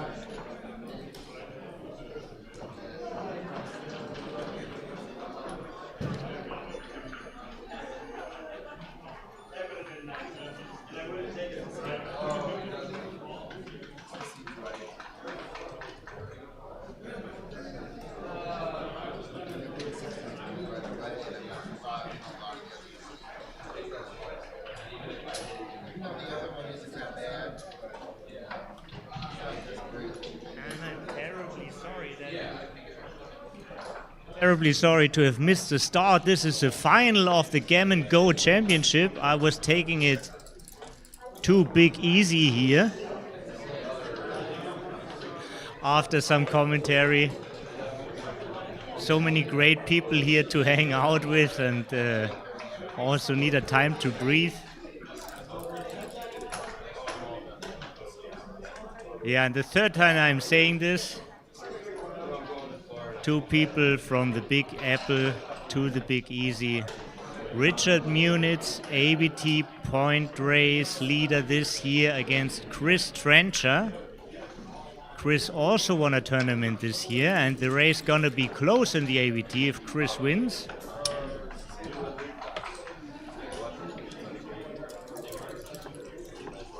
Fortunately, not too many things have happened here. Matt will join us on the commentary anytime soon.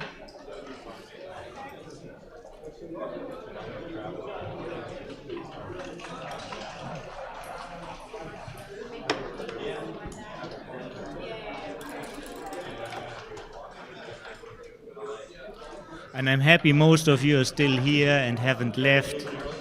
Hi Marin. Jana is here. Maui Joy. The Dice Man. Jeff, Alex. Jonas, hi to Berlin.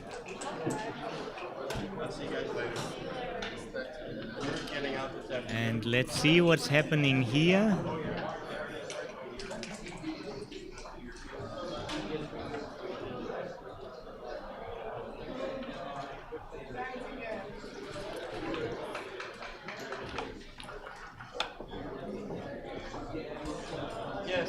Cube action is only coming if Richard hits a shot, and here is a shot. After the 4, he will pass on a question to Chris. Question is, do you still want to continue this game if I give you the cube? But let's see what Chris rolls. Entering with a hit would change the picture, and here it is.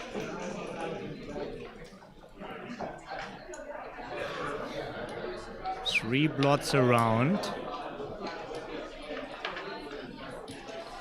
Could play 8-5, could play also 6-3. Chris has a great habit, thinking at the right time, usually comes to good conclusions.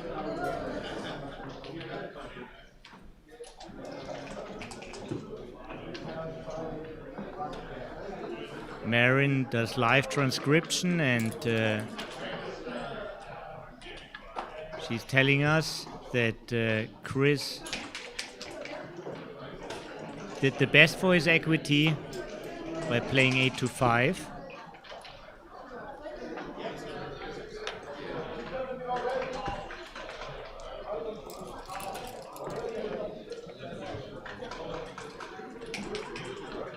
Double 4 is not what he wanted. Neither does free the backman, nor does it attack.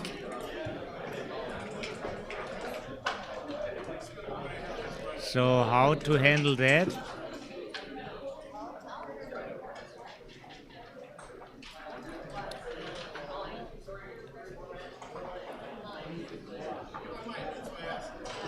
Well, 4-point is a switch, but it's probably the best thing you can make, because you want to attack anytime soon, and it's way better to attack when your board is stronger. Also, it's the next board point.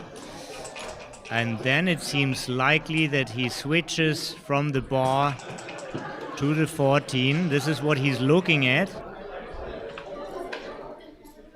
But he knows it's very decisive, and he looks for alternatives. Does he find a reasonable other candidate?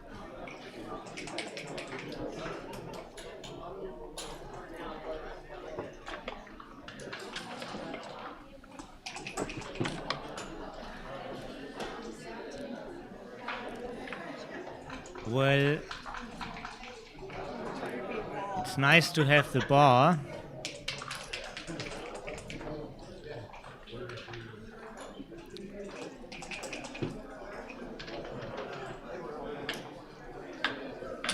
But he feels like You give up some control on the attacking side, which you don't want.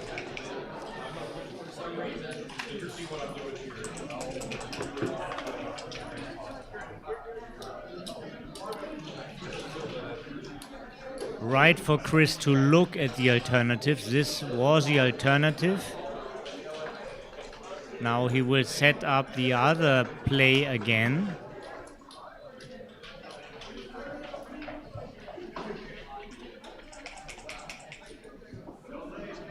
Well, he has seen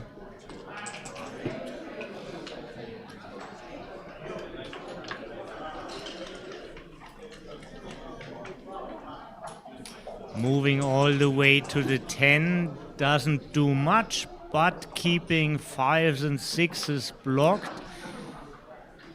6s would hit anyhow, 5s plays safe. Yeah, you want to attack yourself, so the inner board point on the 4 makes a lot of sense.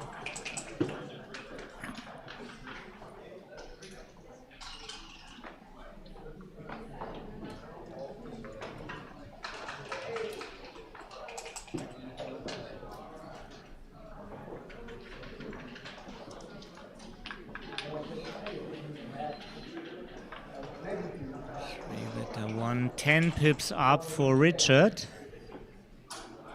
He has a better board and he can attack a loose checker. Double 5 also hits.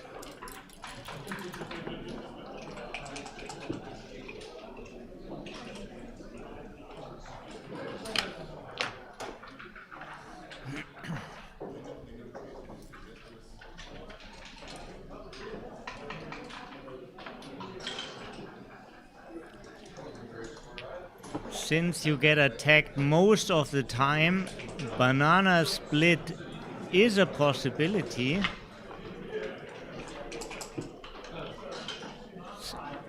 Only 32 hitting numbers actually if you don't do the banana split.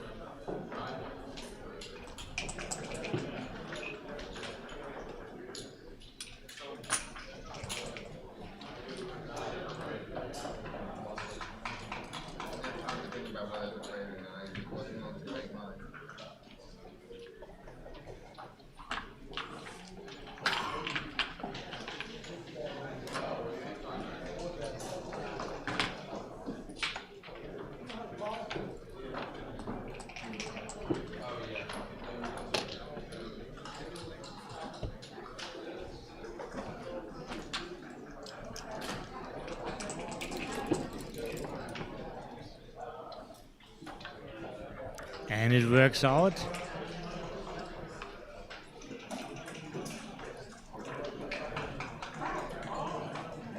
$16 pips up now for Richard.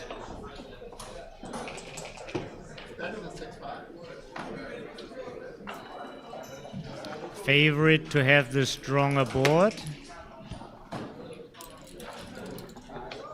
With Chris on the bar. 2-3 is another switch, but a very unpleasant one. Shots are too expensive.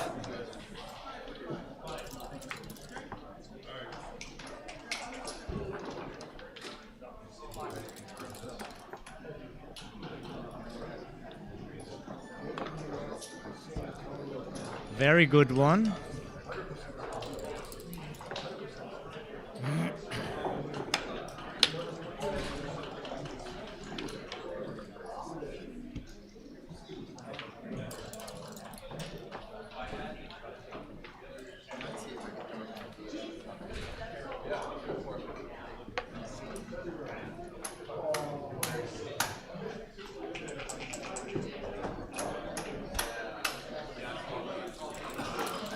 Hit was available, but quite some danger. Even just entering with all these blots then would have been dangerous for Richard.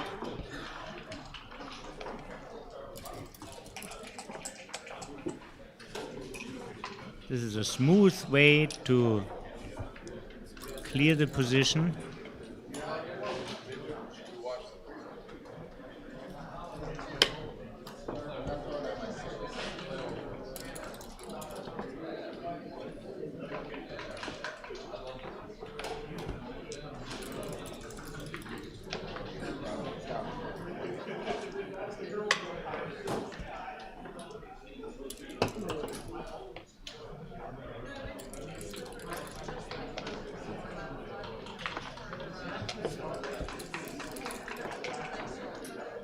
And the first 2 points of this match goes to New York. So it's Richard who is taking the lead. 2-0. If not a miracle happens.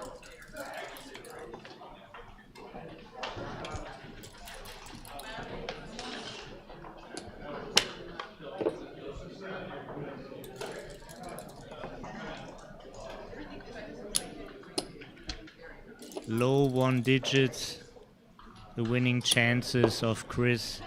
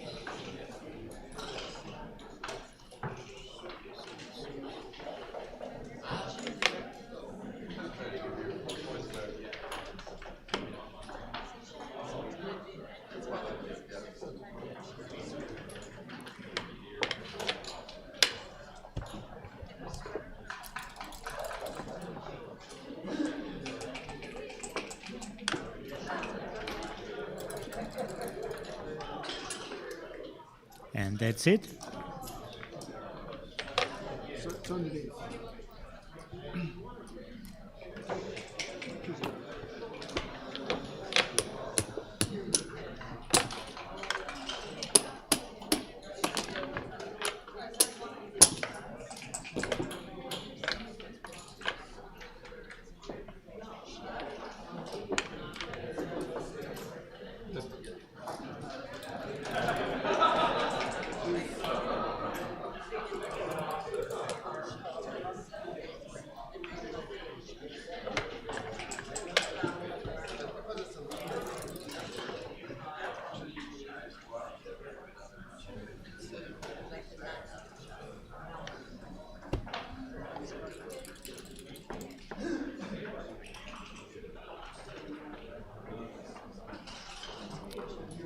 Two options, either the anchor on the bar or the 5-point.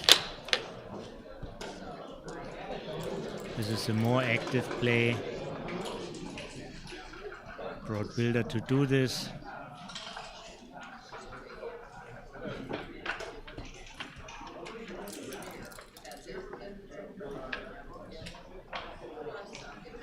And here comes a hit.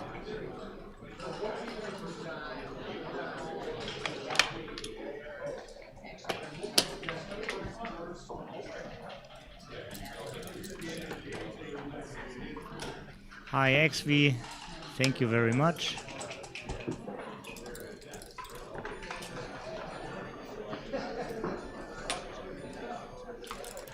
One of only 4 dancing numbers.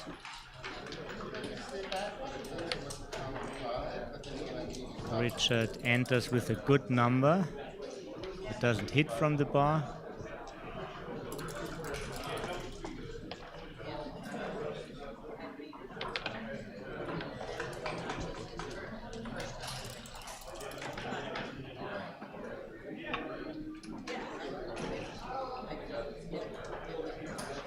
Now Richard is a little bit faster, also have a better position, but far away from a double.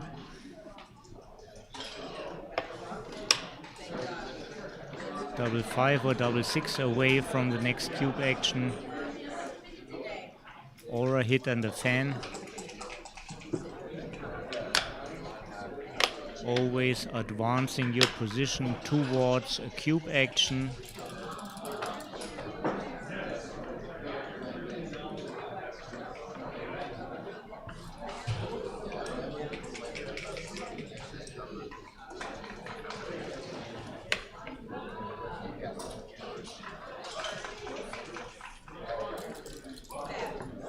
these are duplicated. When there's nothing constructive to do, narrow down the roles for your opponent, the spectrum of good roles for your opponent. This is what duplication does.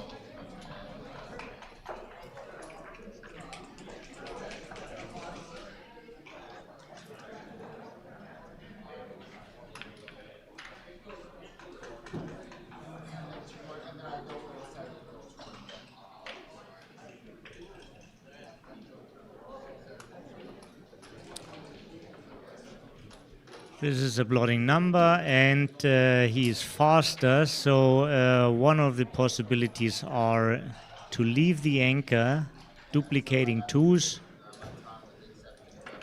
Another option is doing this, what he's just setting up.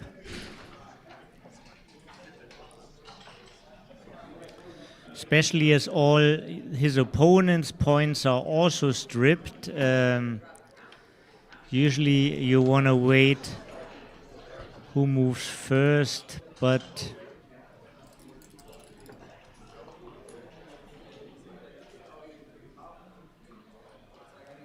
he's really glad that he didn't duplicate the twos now. This is such a number. Everybody who plays backgammon for a longer time knows the famous quack quack from X. He's Paul McGrill, who has a nickname X, said that this to-do looks out like ducks are walking. So he called this number ducks. And to announce, he said just quack, quack. And it even became popular in the poker world.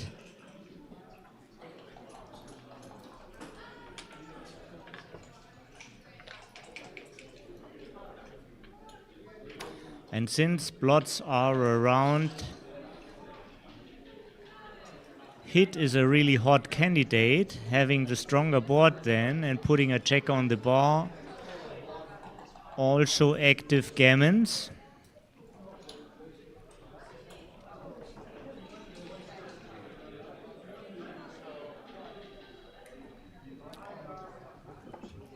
Richard, let us know your thinking. Set up something. Would be still, if you do this, you go out with both.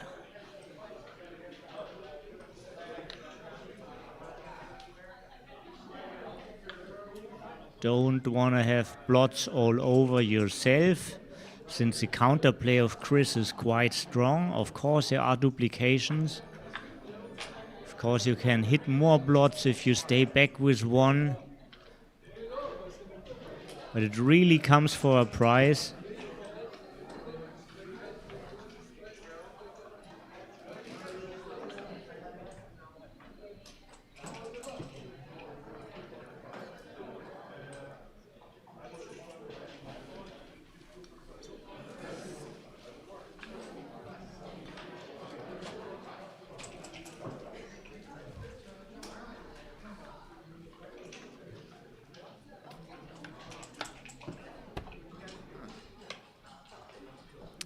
He decides for this. He sees also a duplication here.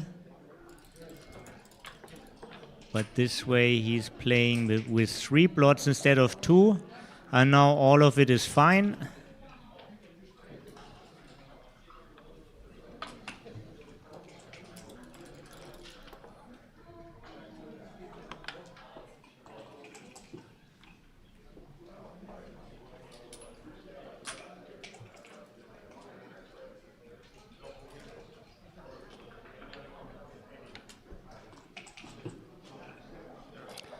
Little extra risk, but he's gaining more in general. It's 2 extra numbers from the bar, but in return he gets 11 extra or 9 extra numbers.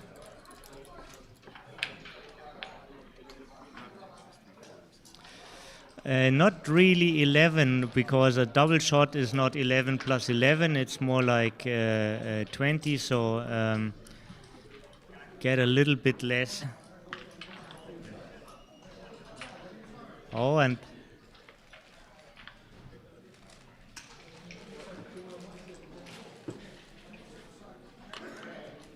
oh, fantastic. Matt, you have time to join? Then I have time also to... So we are in an exciting match, but the position is actually not very volatile now. And I will have a little snack since I had no breakfast. With me, the famous MCG. Soon they will put the camera on you, or just move up, and maybe you can give me a little break here. Okay, you want to switch? Here, switch seats. The camera. Okay. So what's going on here? Cube in the middle. So Rich is a big favorite to win a gammon. Third checker, not strictly necessary, but might as well play for it, I guess. So I'd probably go 13 to 10 and leave a super joker. It does give you one less number for the closeout if you roll double fives, but... And there is the super joker double 3. But if you pick up the third checker, then the rest is pretty easy. Ah.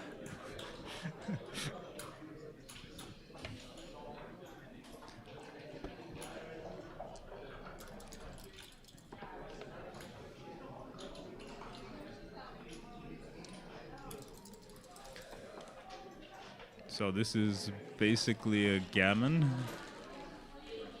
barring an accident. Gets off the double 3.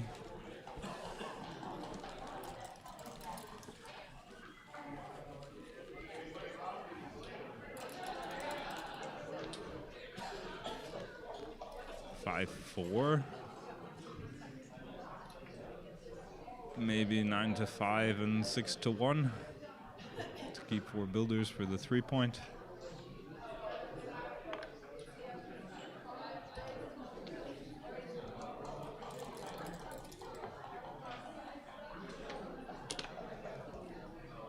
You still like to make the 3-point just to fill in the gap. But you can't make it with this roll, so probably play 4 to 2 to continue to possibly make your 3-point in the future. Also, you don't leave any shots on the next roll, whereas if you play something like 6 to 4, then you're leaving shots with big doubles and 6-3. Okay, so Chris is the first to make the 3-point. May or may not be enough.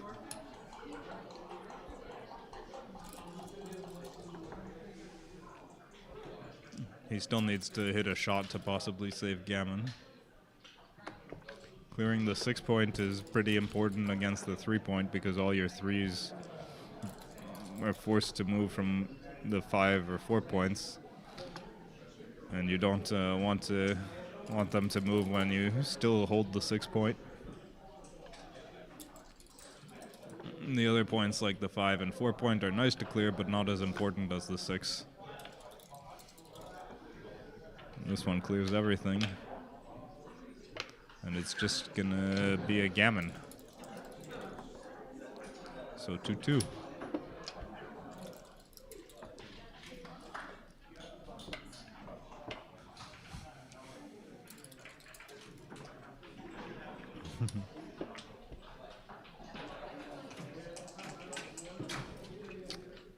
Who else do we have in the chat? Thomas Henderson congratulates you on your stamina, Tobias. A lot of matches commented over the weekend.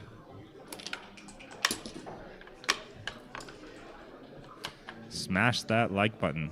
Oh, why haven't we liked this? There we go. Like, subscribe.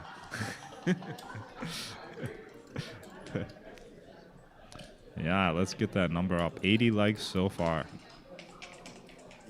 Oh, 04, sorry, not 22. Okay. 6-1 for Chris. And 6-4 should run out. Once your opponent makes the bar point, you want to escape your checker because you're behind a little bit of a mini prime. 3-1 making the 5. Yeah, still happy to make it even though you're trading the 8 point.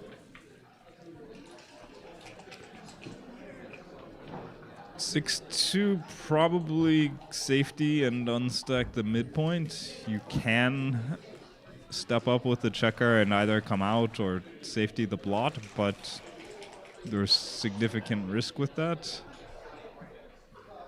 And I think you like to unstack your midpoint and start to build a position before you try to get into a hitting contest. But on this roll, you're happy to have stepped up because you have daylight to escape. 4-1, you have to hit basically. Oh, you can come out and play with one blot, but that seems, yeah, you're leaving shots anyway, so might as well hit. You don't love to leave shots when you're outboarded, but there's no safe play regardless. So this one, probably just make the anchor, yeah. That's what you want to do once your opponent makes his 5 point is make the next point that's right next to it so that he can't improve his prime any more than he already has.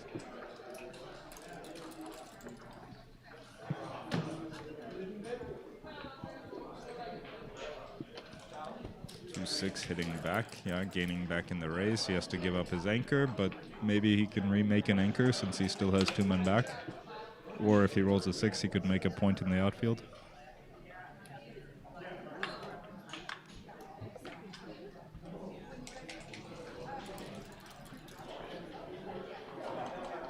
Four 3 is not a good roll. Just safety a blot.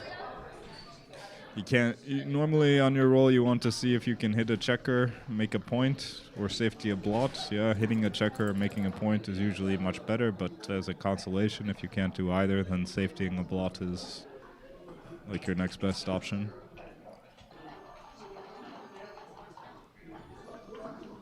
And this one can make a point and hit a checker, which is usually a good idea. Not really sure what the alternative is, actually. Yeah, Chris decides to do so. You make a point in your home board, you hit a checker, put him on the bar. And if he doesn't roll good, you would have a strong cube. But 4-5 stops this. Yeah, makes the anchor. Plays with no blots.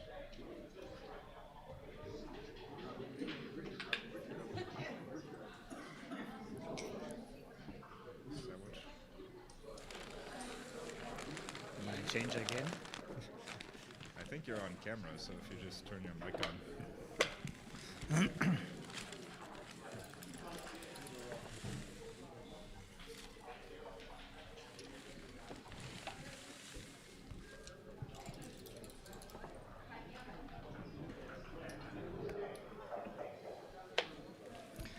Too much contact for a double right now.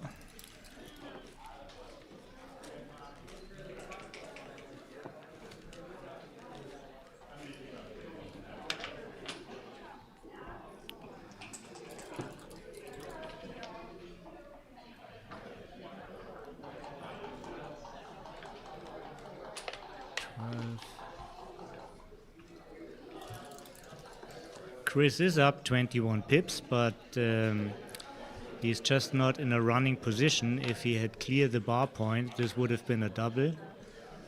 Yeah,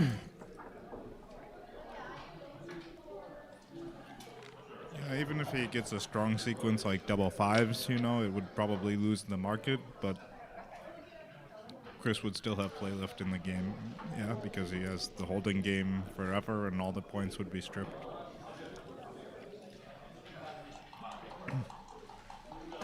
And double fives would be a tremendous shot, yeah.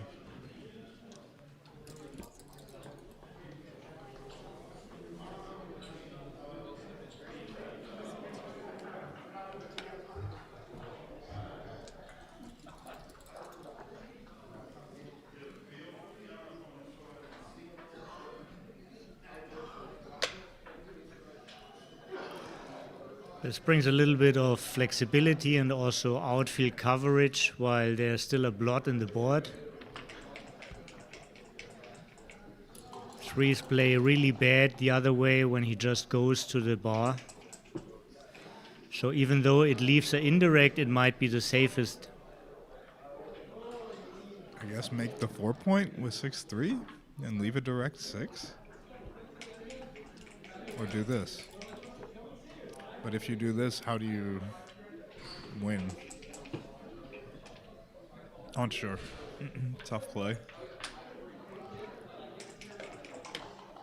Chris is leading in the race, so Rich needs to have some sort of board because otherwise even hitting a shot may not be good enough. And now Chris thinks again about his bad threes, and this is why he doesn't like to slot the ace. Yeah, good move. Distribution of the spares is very important. Ooh. I think you need a board, yeah? And we are getting closer towards cube action. Yeah, If now Rich Chris- doesn't have to, if Rich will leave his anchor. Yeah, now Chris leads in the race, but also Rich has no board and may not be able to even contain a checker if he hits. And he may be squeezed off of one of his points, either the anchor or the midpoint. So it's starting to get very good for Chris, yeah? I mean, maybe not quite a double because there's just no real giant market loss, and Rich could roll a big double or something. But very strong position for Chris, I think.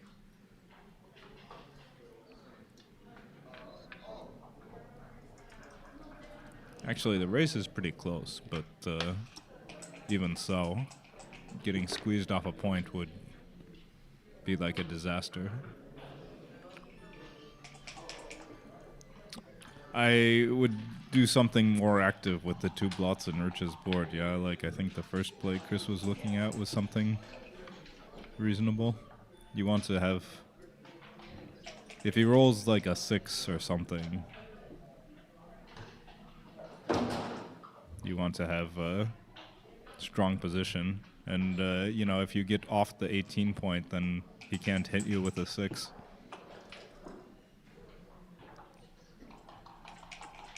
I mean, it would be a very strong cube if a 6 was up. 17 pips up for Chris. Oh, really? That much, huh?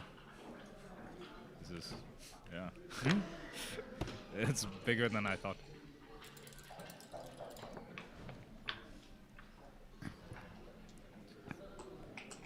This is a pretty good roll, yeah. Keeping the points and improving the board, so he doesn't have to volunteer. It doesn't have to leave a shot, and he improves his board. I would think you play 13-11 with 2. Also, this gives you a chance to remake your 6, which is really powerful in this kind of positions. Yeah.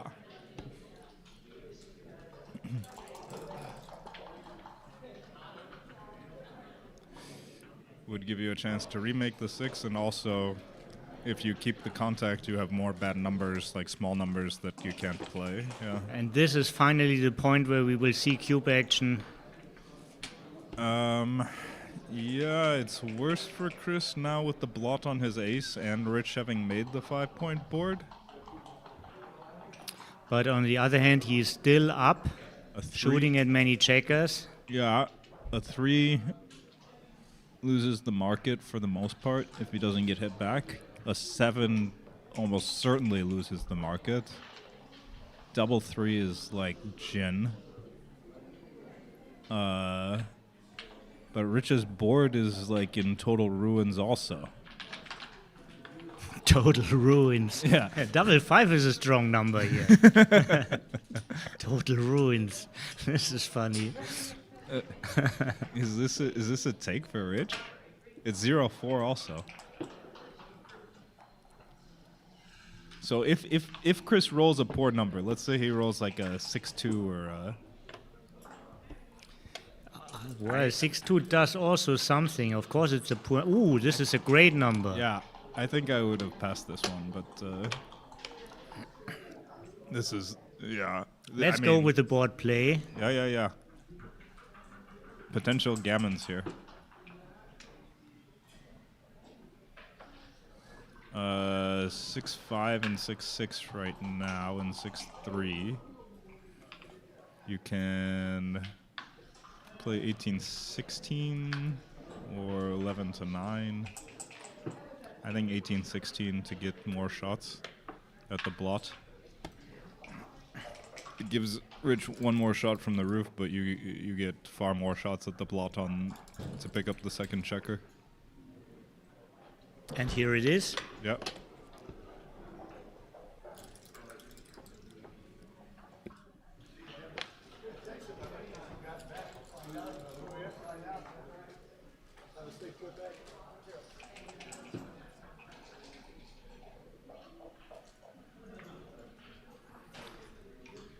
Now you give up your flexibility. You just don't want to leave any shots.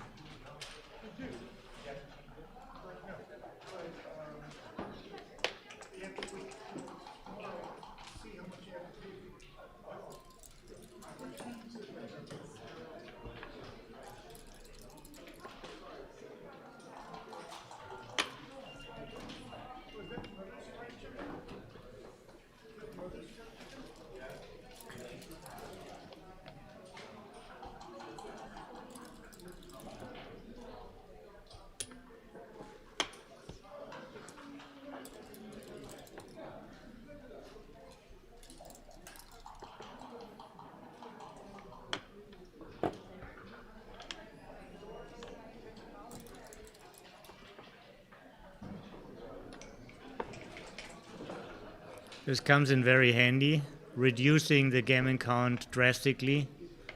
Yeah.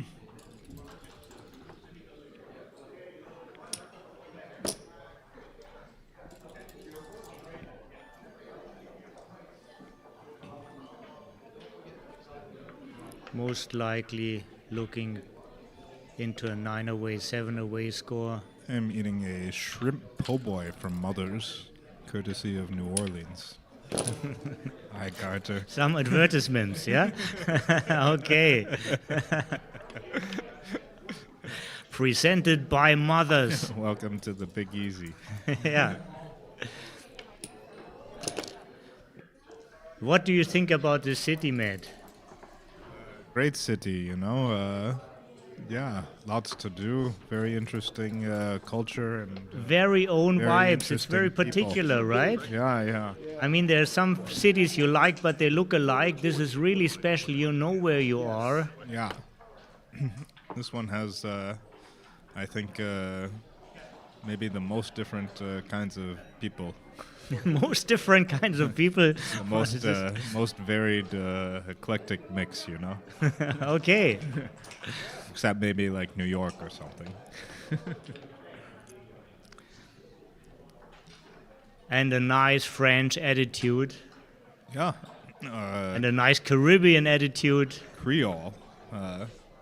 It's some sort of mix of French and Caribbean, and yeah. I'm not exactly sure about the history of Creole, but maybe someone knows.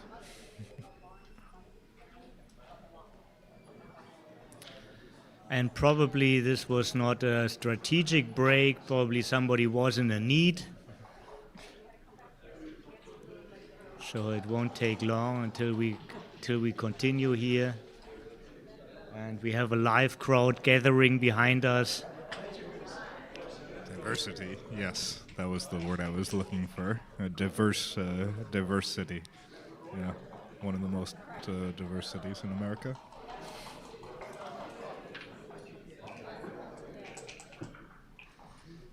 Ian, don't be heartbroken. Just come here next time. This tournament will become a classic. And we rely that all the people from the chat come next time here live. We will be back as well, right? Mm-hmm. Definitely. I'm not sure how to pronounce this Mesam. name. Mesam? Yeah. He asks, how do we play the ugly moves, dilly builders and dead checkers? What are the conditions? I guess, yeah, for when I would consider to make an ugly move is when my opponent has a strong board. You know, the strongest possible board is a closed board. This is like a good indication that you should make a safe play no matter what. But even if he has a 5-point board or just has, you know, significantly more points in his board than you, this is also some sort of indication, but not as strong as, let's say, a closed board. And other things would be like, how many men back do I have? Yeah, with 0 men back, I should probably play safe. If it's, you know, 3 or more, maybe I don't care so much about playing safe. I think McGrill had a pretty good chapter on safe versus bold. It's just a question of how much to weigh these priorities, yeah? And, yeah, I guess the biggest factors are, you know, how many men back and how strong is the board. But they're not even paper towels. You have to use like those Kleenex tissues. And if you have to make a ugly play because you have, you know, no choice, then you just have to kind of try to find the best for what you can do with that roll. Find the least ugly, or, you know, maybe the one that will work the best if your opponent rolls poorly or something. A lot of times, if you're in a bad position, you just assume your opponent is going to roll poorly because if he rolls well, you were going to lose anyway. And if he rolls poorly, at least you have a chance to win, you know.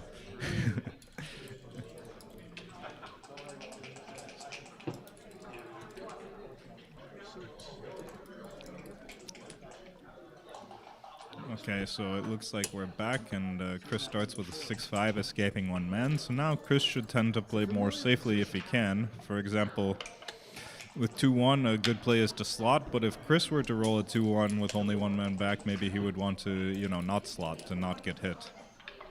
Right? This is the, you know, now you have 1 man back against 2, so you should tend to play more safely.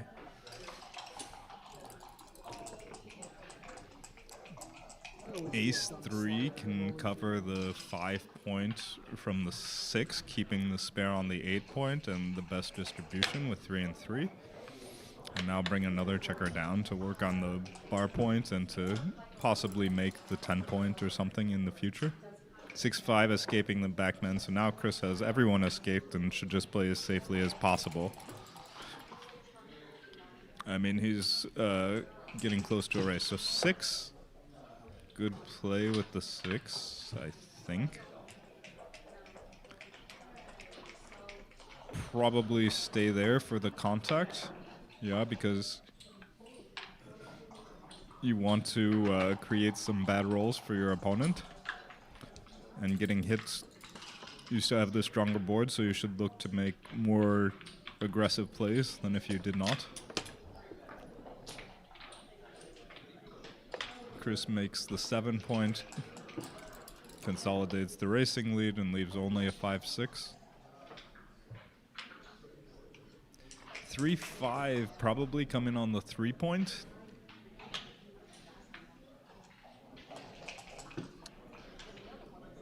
I don't see so much benefit to coming in on the 5, and it looks like you just give him the 11 point to start attacking you. The checker on the 11, as well as some of his 2s he'll use to break the 7 point, like 6-2 and 2-1 and 3-2. 2-5, not a very good number, and maybe the best play is safe, although it's pretty ugly to play safe. You know, you have to stack 7 men on your 6 point. So your other option is to make the 11 and hit loose on the ace point. I mean, if you do this, you have a few rolls, you know, doublets, 3-1, 4-2, 5-3, 6-4, 5-1 that play safe next time, 4-1.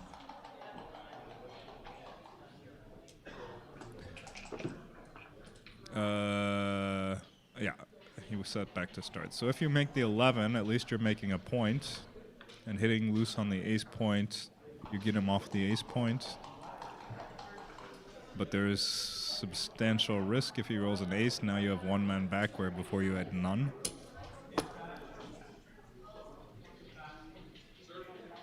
Not sure what the race is here, but I guess it's pretty close.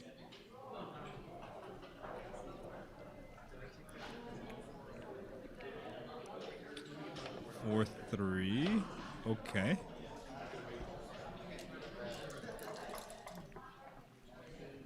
$22 pips up for Chris. Okay, okay.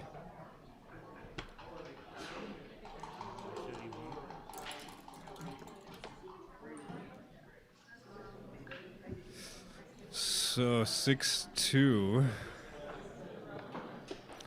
And actually the blot on the 2 helps him now to play safe. Maybe? Not with this number, of course. But this is just a hit. It can hit and cover. You know, usually you like to either make a point, hit a blot, safety a checker. Here you can make a point and hit a blot. So it's a good play.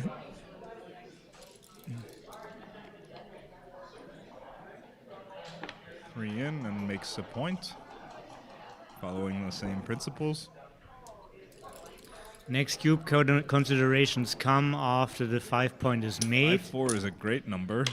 I mean, you don't make the 5, but you make the ace and put him on the bar, and it's actually pretty good to get him moving away from the ace point, reducing the number of shots.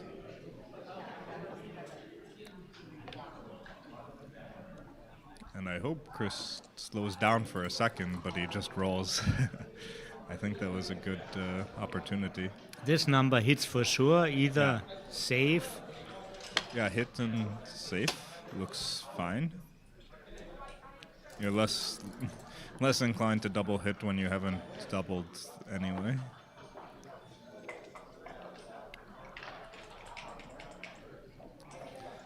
I think you make the you make your board here. I think you make your board, but the anchor is it doesn't have a double after making the anchor, because now basically it's very hard to lose the market. Even a big double, you still have a gap. There's no bonus since there are no gammons. Yeah. A big double could lose the market, but you know, Chris would still have plenty of... The downside of losing the market is that you're winning the game. Yeah, right. You don't rate to win 4 points, even if you roll a tremendous number, because there's just no gammons with the anchor.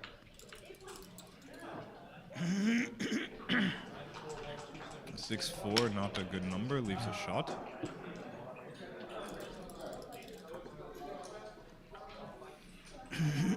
6-4, also not a good response. Oh, no, you'll let me go there, right? What do you let me do? I think you have to keep your board in prime, but okay, he goes with this one. And if I were Chris, I would probably safety my blot before I double. Since there are still gaps, Yeah. and he yeah. gets a nice compensation if he gets passed. So Some gaps plus only 4 men on the 6 and 8 checkers behind the anchor. But Rich does have 2 blots in his board.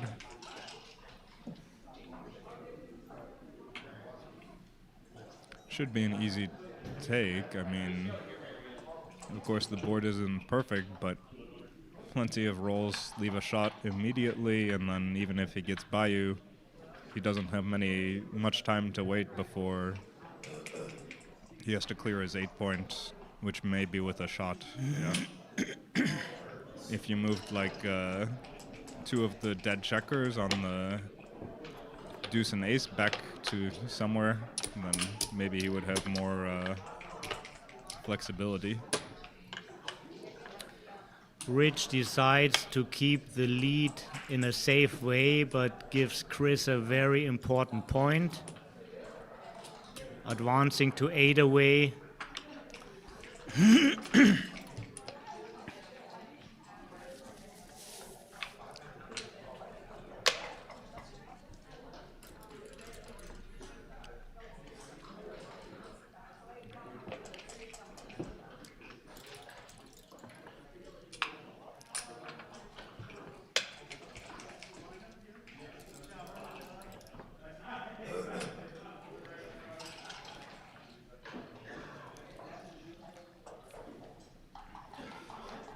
So in a mutual holding game, you know, normally with an opening 2-1, you might like to slot your 5 point, but in a mutual holding game, I'm not sure that it's the right idea because you're close to a race, and the 5 point doesn't help you as much.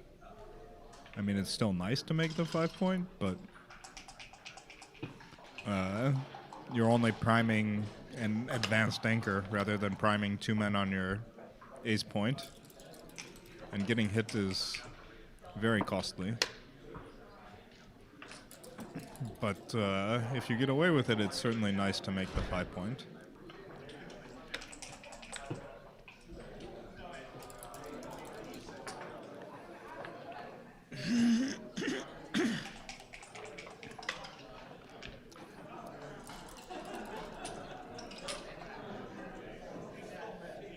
Getting hit is more costly in a holding game than it is in, let's say, the initial position, because in a holding game, you know, it's like a close cousin of a race, right? And you're basically one double away from a race. And you really don't want to get hit in a race. Yeah, it's like a 20 pip swing. It's like rolling double 6.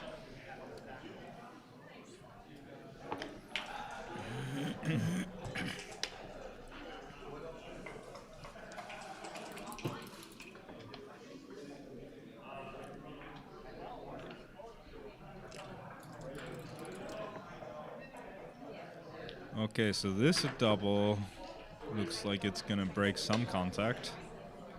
And 9, 8. Chris is down 10 pips.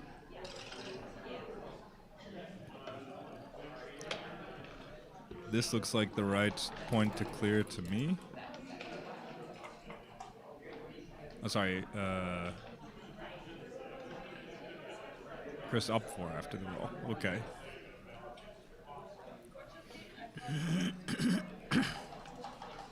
Yeah, makes sense. So it's going to be very close.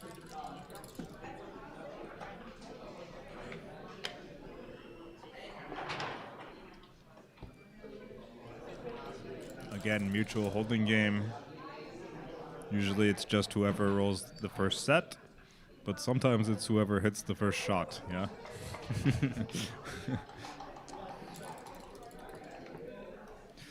A lot of times people do leave a shot, but usually it's only 30% to hit anyway, so a lot of these shots get missed.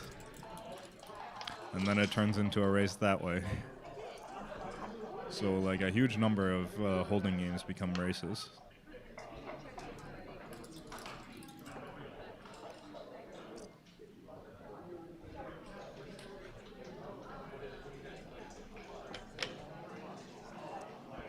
5-4, interesting play. Could have made the deuce point, leaving a blot, while Rich had the blot in board to preserve a 6 also. Because now some 6s are very dangerous. But a small roll is great. And Rich also rolls small, okay. Did y'all win the 3-1 can make the ace point. Now he has a slight weakness with the blot in his board. And probably it's time to volunteer, but I don't know, maybe not. This is a nice switch. Yeah. Now, direct 6s to cover again.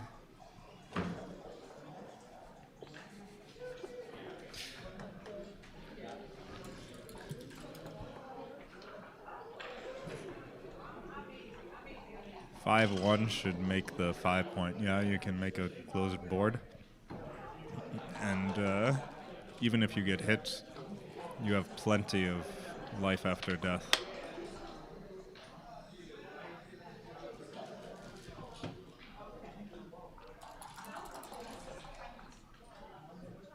Double 5s is a tremendous roll. I mean, this leaves Rich ahead in the race, and now he only has a point that's 4 pips away to clear. Doesn't look like a cube, but he's happy to be in this position. I mean, the race is still relatively close, and Very you close. could leave a shot.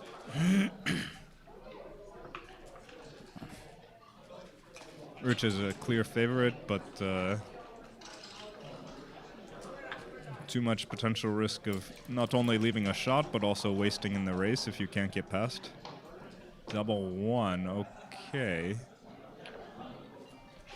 Interesting that he chooses not to move from the 16 point.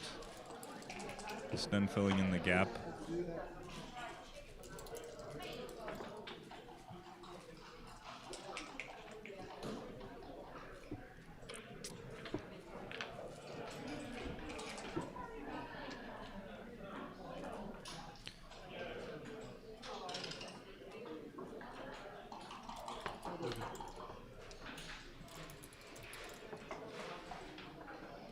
So 5-3, this is one of the numbers where you can't get past, so you're going to have to waste in the race.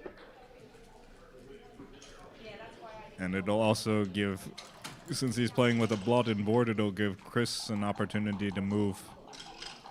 This wasn't exactly the way he wanted to move. I think he would have preferred to run one checker.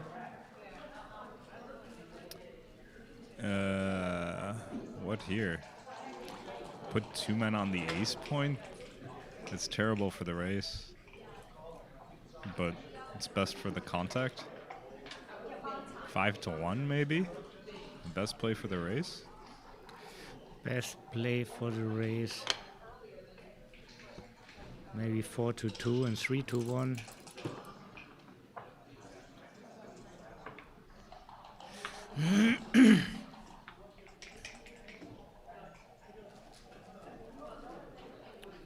Richard is 6 pips up now. With a lot of wastage, yeah. So the wastage favors the side that is ahead in the race because it makes it harder for the trailer to catch up.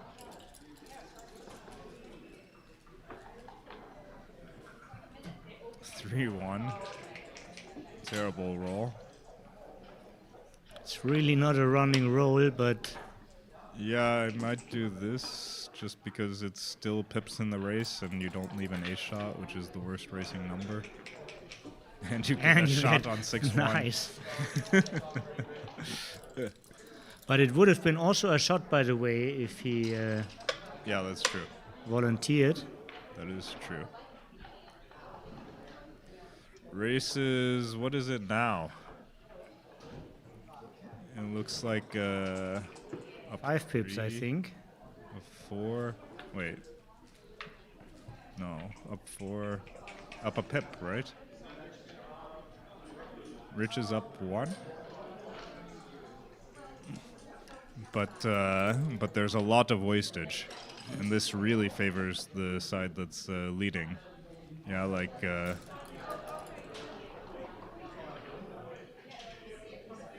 so this is like 8 roll, but do all the doublets work? It looks like Rich has a better 8 roll, and usually you like to double if you have a better roll position. Like I'm not sure that all the doublets are necessarily working. Maybe double 2 in the future might not work for Chris, or double 3. You know, if he rolls too many deuces, he could miss. Should be a take.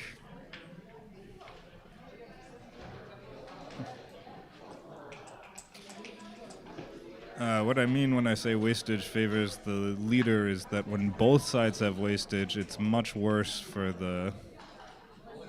it's much harder for the side to catch up than if neither side had wastage. Yeah, you can't just hope the other side rolls small numbers or you roll big numbers. The only numbers left are like the doublets.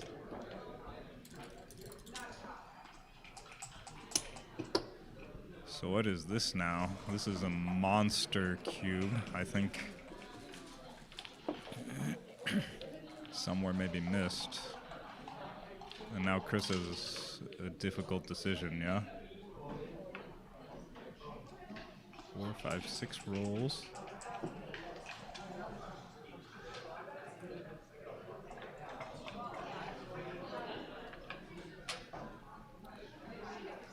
Six pips behind, possible gap. Yeah. You basically have a 6 roll, but if you roll a 5, then double 3 isn't working, and double 2 isn't working regardless.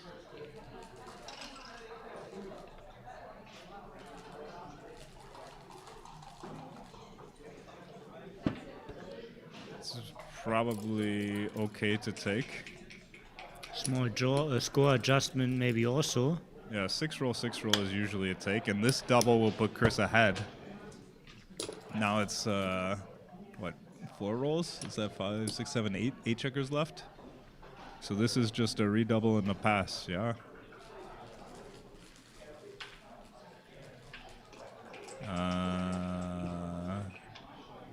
Double ace doesn't work. Or double ace does work. Double ace kind of works. Could be a take. I mean, it's a monster redouble. I guess.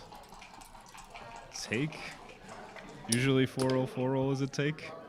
But there is a score and double ace isn't necessarily working. Although double ace is mostly working. So yeah, I guess it's a take.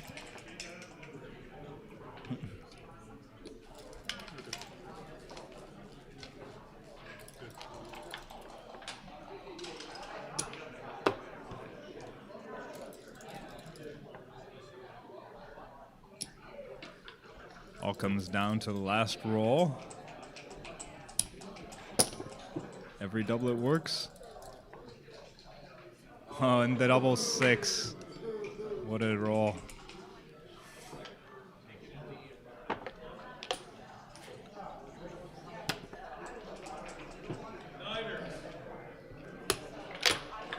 Three, 8, 8 away, 3 away.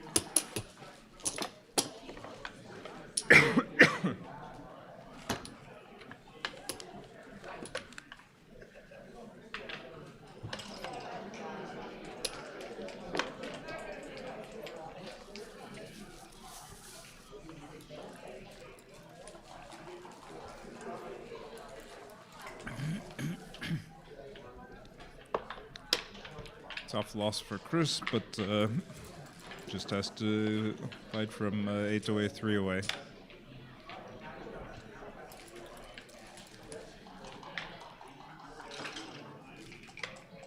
You like to split when your opponent makes his 4-point because you're starting to be behind a prime. And with the 5, you've already unstacked the midpoint, so it's more important than usual to split once your opponent makes his 4-point. On the opening roll, it's basically a toss-up.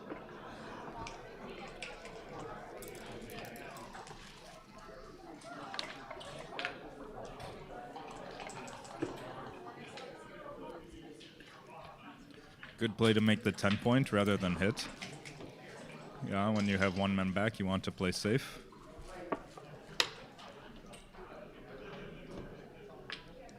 And also leading in the score, you also want to play safe.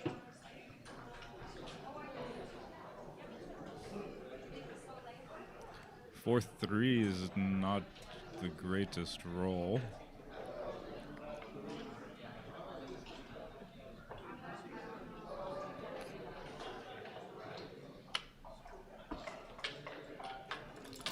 But this makes a certain amount of sense, and 4-2 will make an anchor. Certain amount of sense.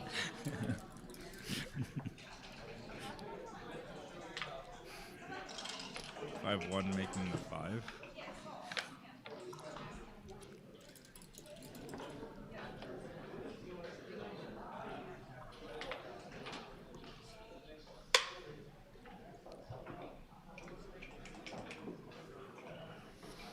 I think hitting looks reasonable to me. You trail in the race, and if he fans, you have a decent position. Maybe not a strong cube, but you're getting closer. Also, I mean, you don't have the good side, so you need a risk to change it. Right. If you were leading in the race, you know, it might be a different story. It's very hard to lead in the race when you have more men back. 6 fan.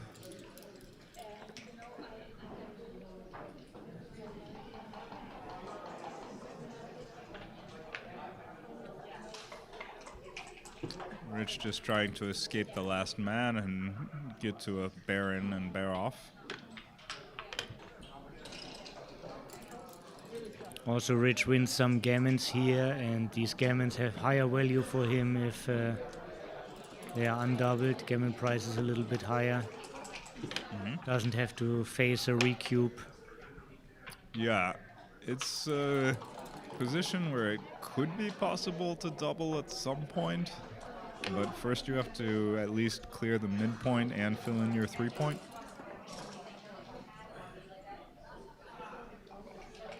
Usually you don't double when you're leading 3 away unless you get close to a race, and there are very few gammons.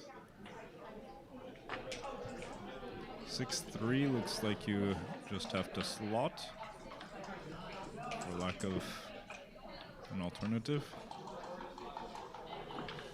You don't like to leave a blot, but it's the next point you want to make and fills in a gap.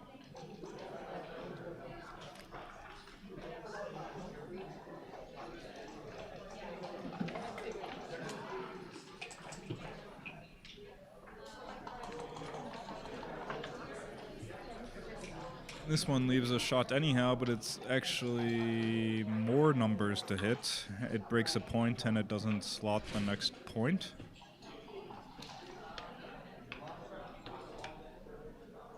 This one is only 12 numbers.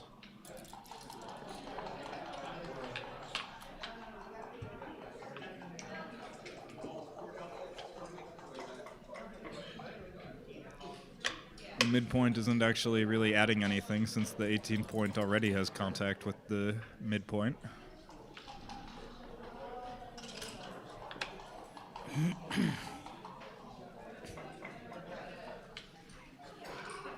Hey, oh, sorry. Thank you, Olivia. Thank you for saying bye. Really. Travel safe.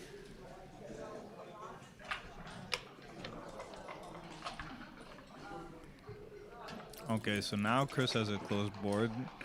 So, yeah, this could be a position where you could reach... sorry, not a closed board, the best 5-point board. It could be a position where you reach a cube, but first you have to clear the midpoint. Oh, 6-1. Maybe you come off the 24 point, yeah? Because you're just out of timing otherwise. And normally you wouldn't want to break the anchor, but after Rich rolled add 6-2, he was totally stacked up, but double 3 unloads the stack.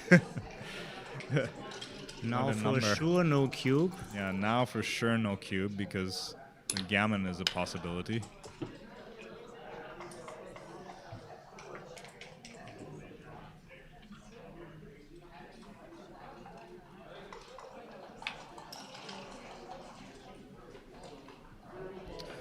So he decides to double this one. I think I would have played on. It's hard to see a bad roll. 6-1 would pick and pass. 5-1. 5-1 was not good. 6-3 was not good. But there were plenty of gammons, yeah.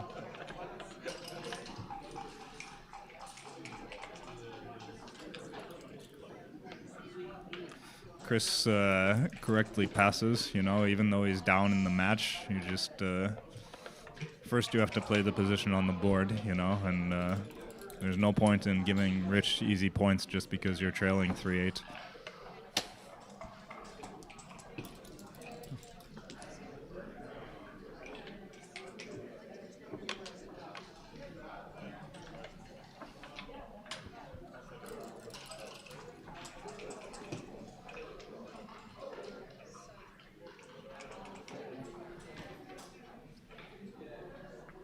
Normally I like to make my 4-point with 4 2s, unstack my 6-point.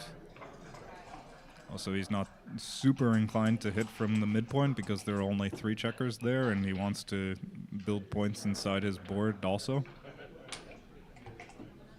Like 4-3 and 3-1, he would like to make his 5-point. 2-1, he would like to make the bar. So the checker, the 3-shot is not really so dangerous.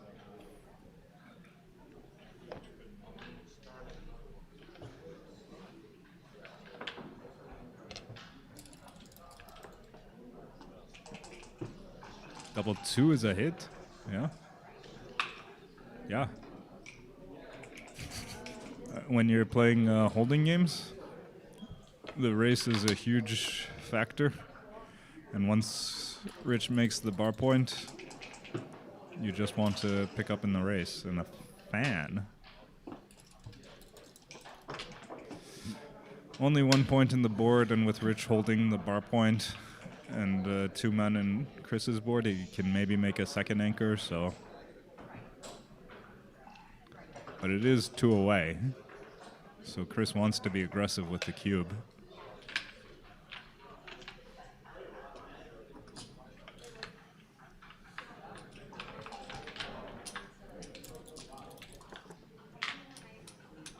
Three, 4.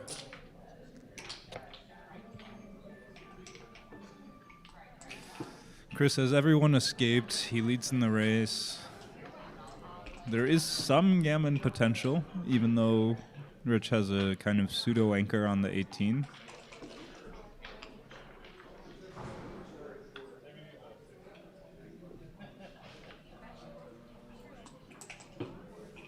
Basically, Chris never rates to be an underdog. So it looks like a good cube and good take. Yeah, Rich still has plenty of play left. Chris only has a 2-point board, and Rich has the anchor and can potentially hit a shot and contain it. Or win a race.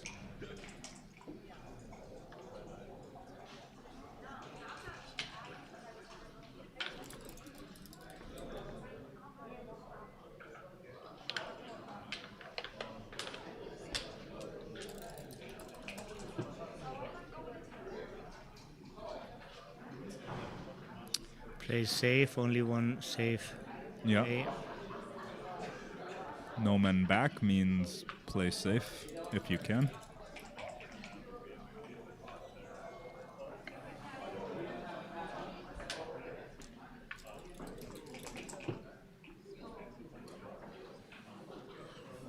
6-5 cannot play safe.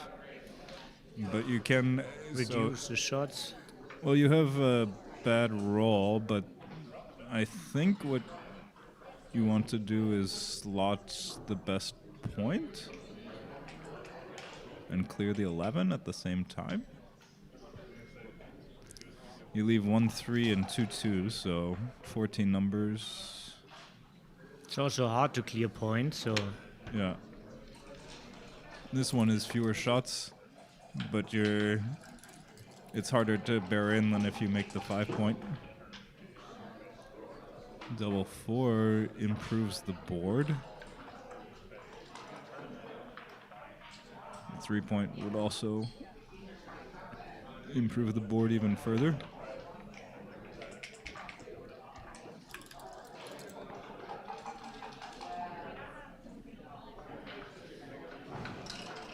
Now you have a 4 but no ace, so I guess you have to hit.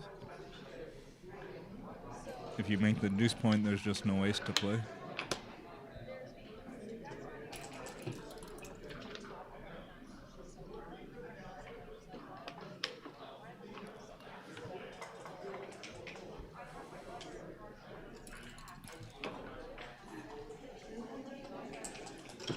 oh, this is a nice clearing number. Yeah, great to roll.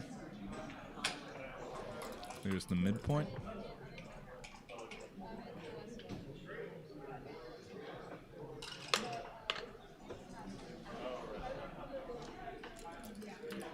Rich, Not so clear how much this plot on the 5 helps Richard, really. yeah, I was gonna say Rich still wants to keep contact while Chris has the blot on his ace point, but there is some risk. Right, Seven maybe you gammons. want to clean it up at a certain time and then you can't clean it up, yeah, so I think Chris would, certainly like to do this. Hit and cover, and you can potentially win a gammon. And you also take away quite a lot in the race. 6-5 a is a blotting terrible number. roll. Terrible number. now you don't want to slot the best point. You just want to reduce the shots. 13 numbers if you clear the 11. If you don't, well, it's 13 numbers, but also your 6 next time is not good. If you don't and you play 8-2 and 6-1, then it's only 11 numbers and you have a covering 6, but you're still stuck on the 11 point. For me, it would have been a difficult play, yeah. This is part of the problem with the slotting the 5 point, is you don't always cover it, and sometimes it's just a bad a bad roll even if you get away with it. This is an ugly game for Chris, Wow. but he's actually a big favorite still, and you don't need to necessarily be pretty, you just need to get the checkers home without getting hit.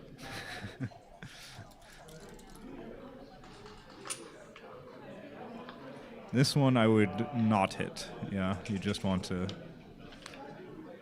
bear in and bear off and hope to not get hit. So reduce the contact.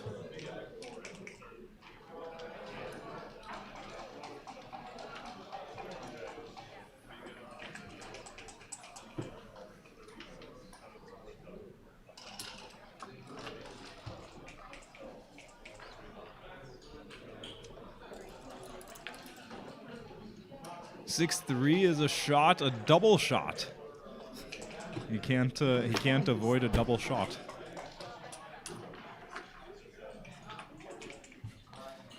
It's like one of the worst. 6-3 and 6-1 were the only numbers. But I guess you leave only one blot exposed and don't leave a triple shot, which means it has to be this. And if you get missed, then you're close to gin. Chris is probably just thinking about how unlucky it is, but sometimes you just have to take your lumps. And unfortunately, it didn't work out for him this time.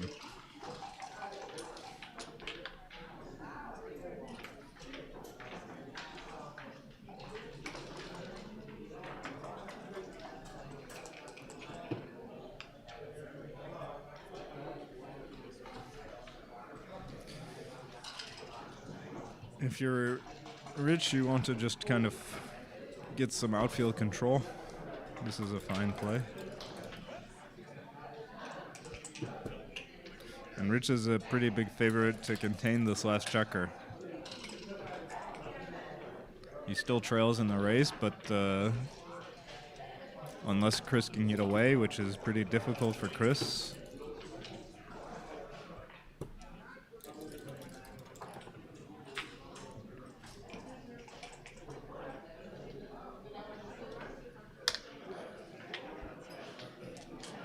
Coming to the bar point to cover the 1-6 and 2-5.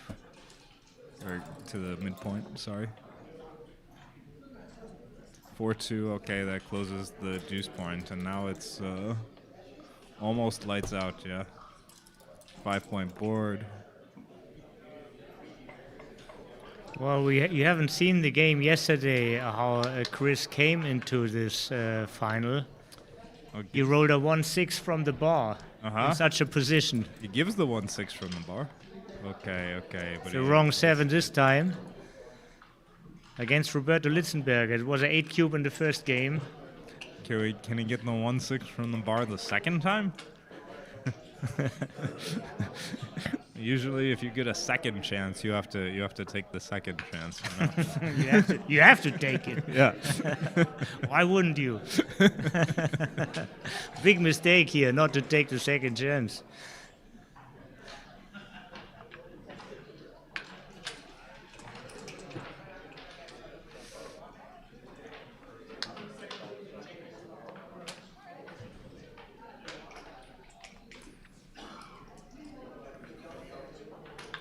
Actually, it was just a 4 cube yesterday. Just a 4 cube? But he wanted Gammon, and he was supposed to lose at Gammon if he doesn't hit you. So okay, so not just a 4 cube. A 4 cube, but not just a 4 cube. This would be a nice 1-6, yeah? 4 blots. Slurp. 5 up is never going to be good enough.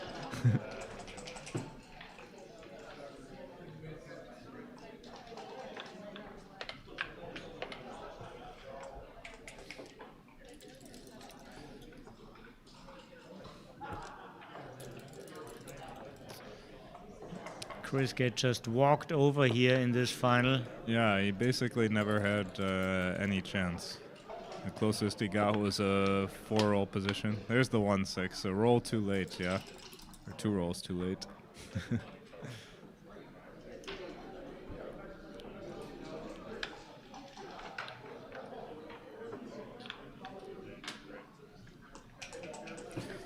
No risk connected to this decision. Yeah, normally you like to hit on the ace point just to roll the prime forward, because every point you roll the prime forward is another point you can't get hit on, basically. And there's also some weird stuff where if you open up if you roll some awkward numbers where you open up the 7 point, then you can roll double 6s.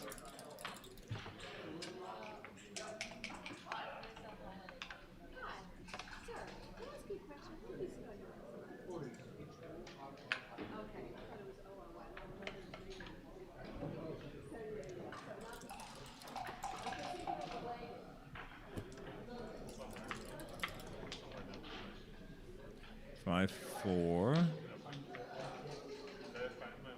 Still no cover.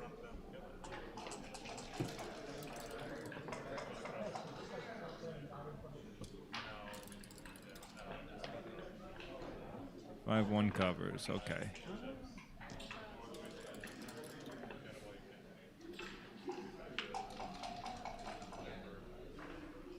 So just one safe play here, huh? Yeah, right. And it takes 2 off. Yeah. Does leave a 6-5, but Rich avoids that one. And now it's only 6-1 and 5-1. 4-1 would be a little bit interesting.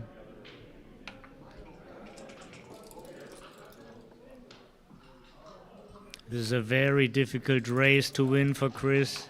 This is all but curtains. If he rolls boxes, he needs 2 more sets? 1 more? I think it's 2 more. It has happened before and it would make a good story, but it's very unlikely. Yeah.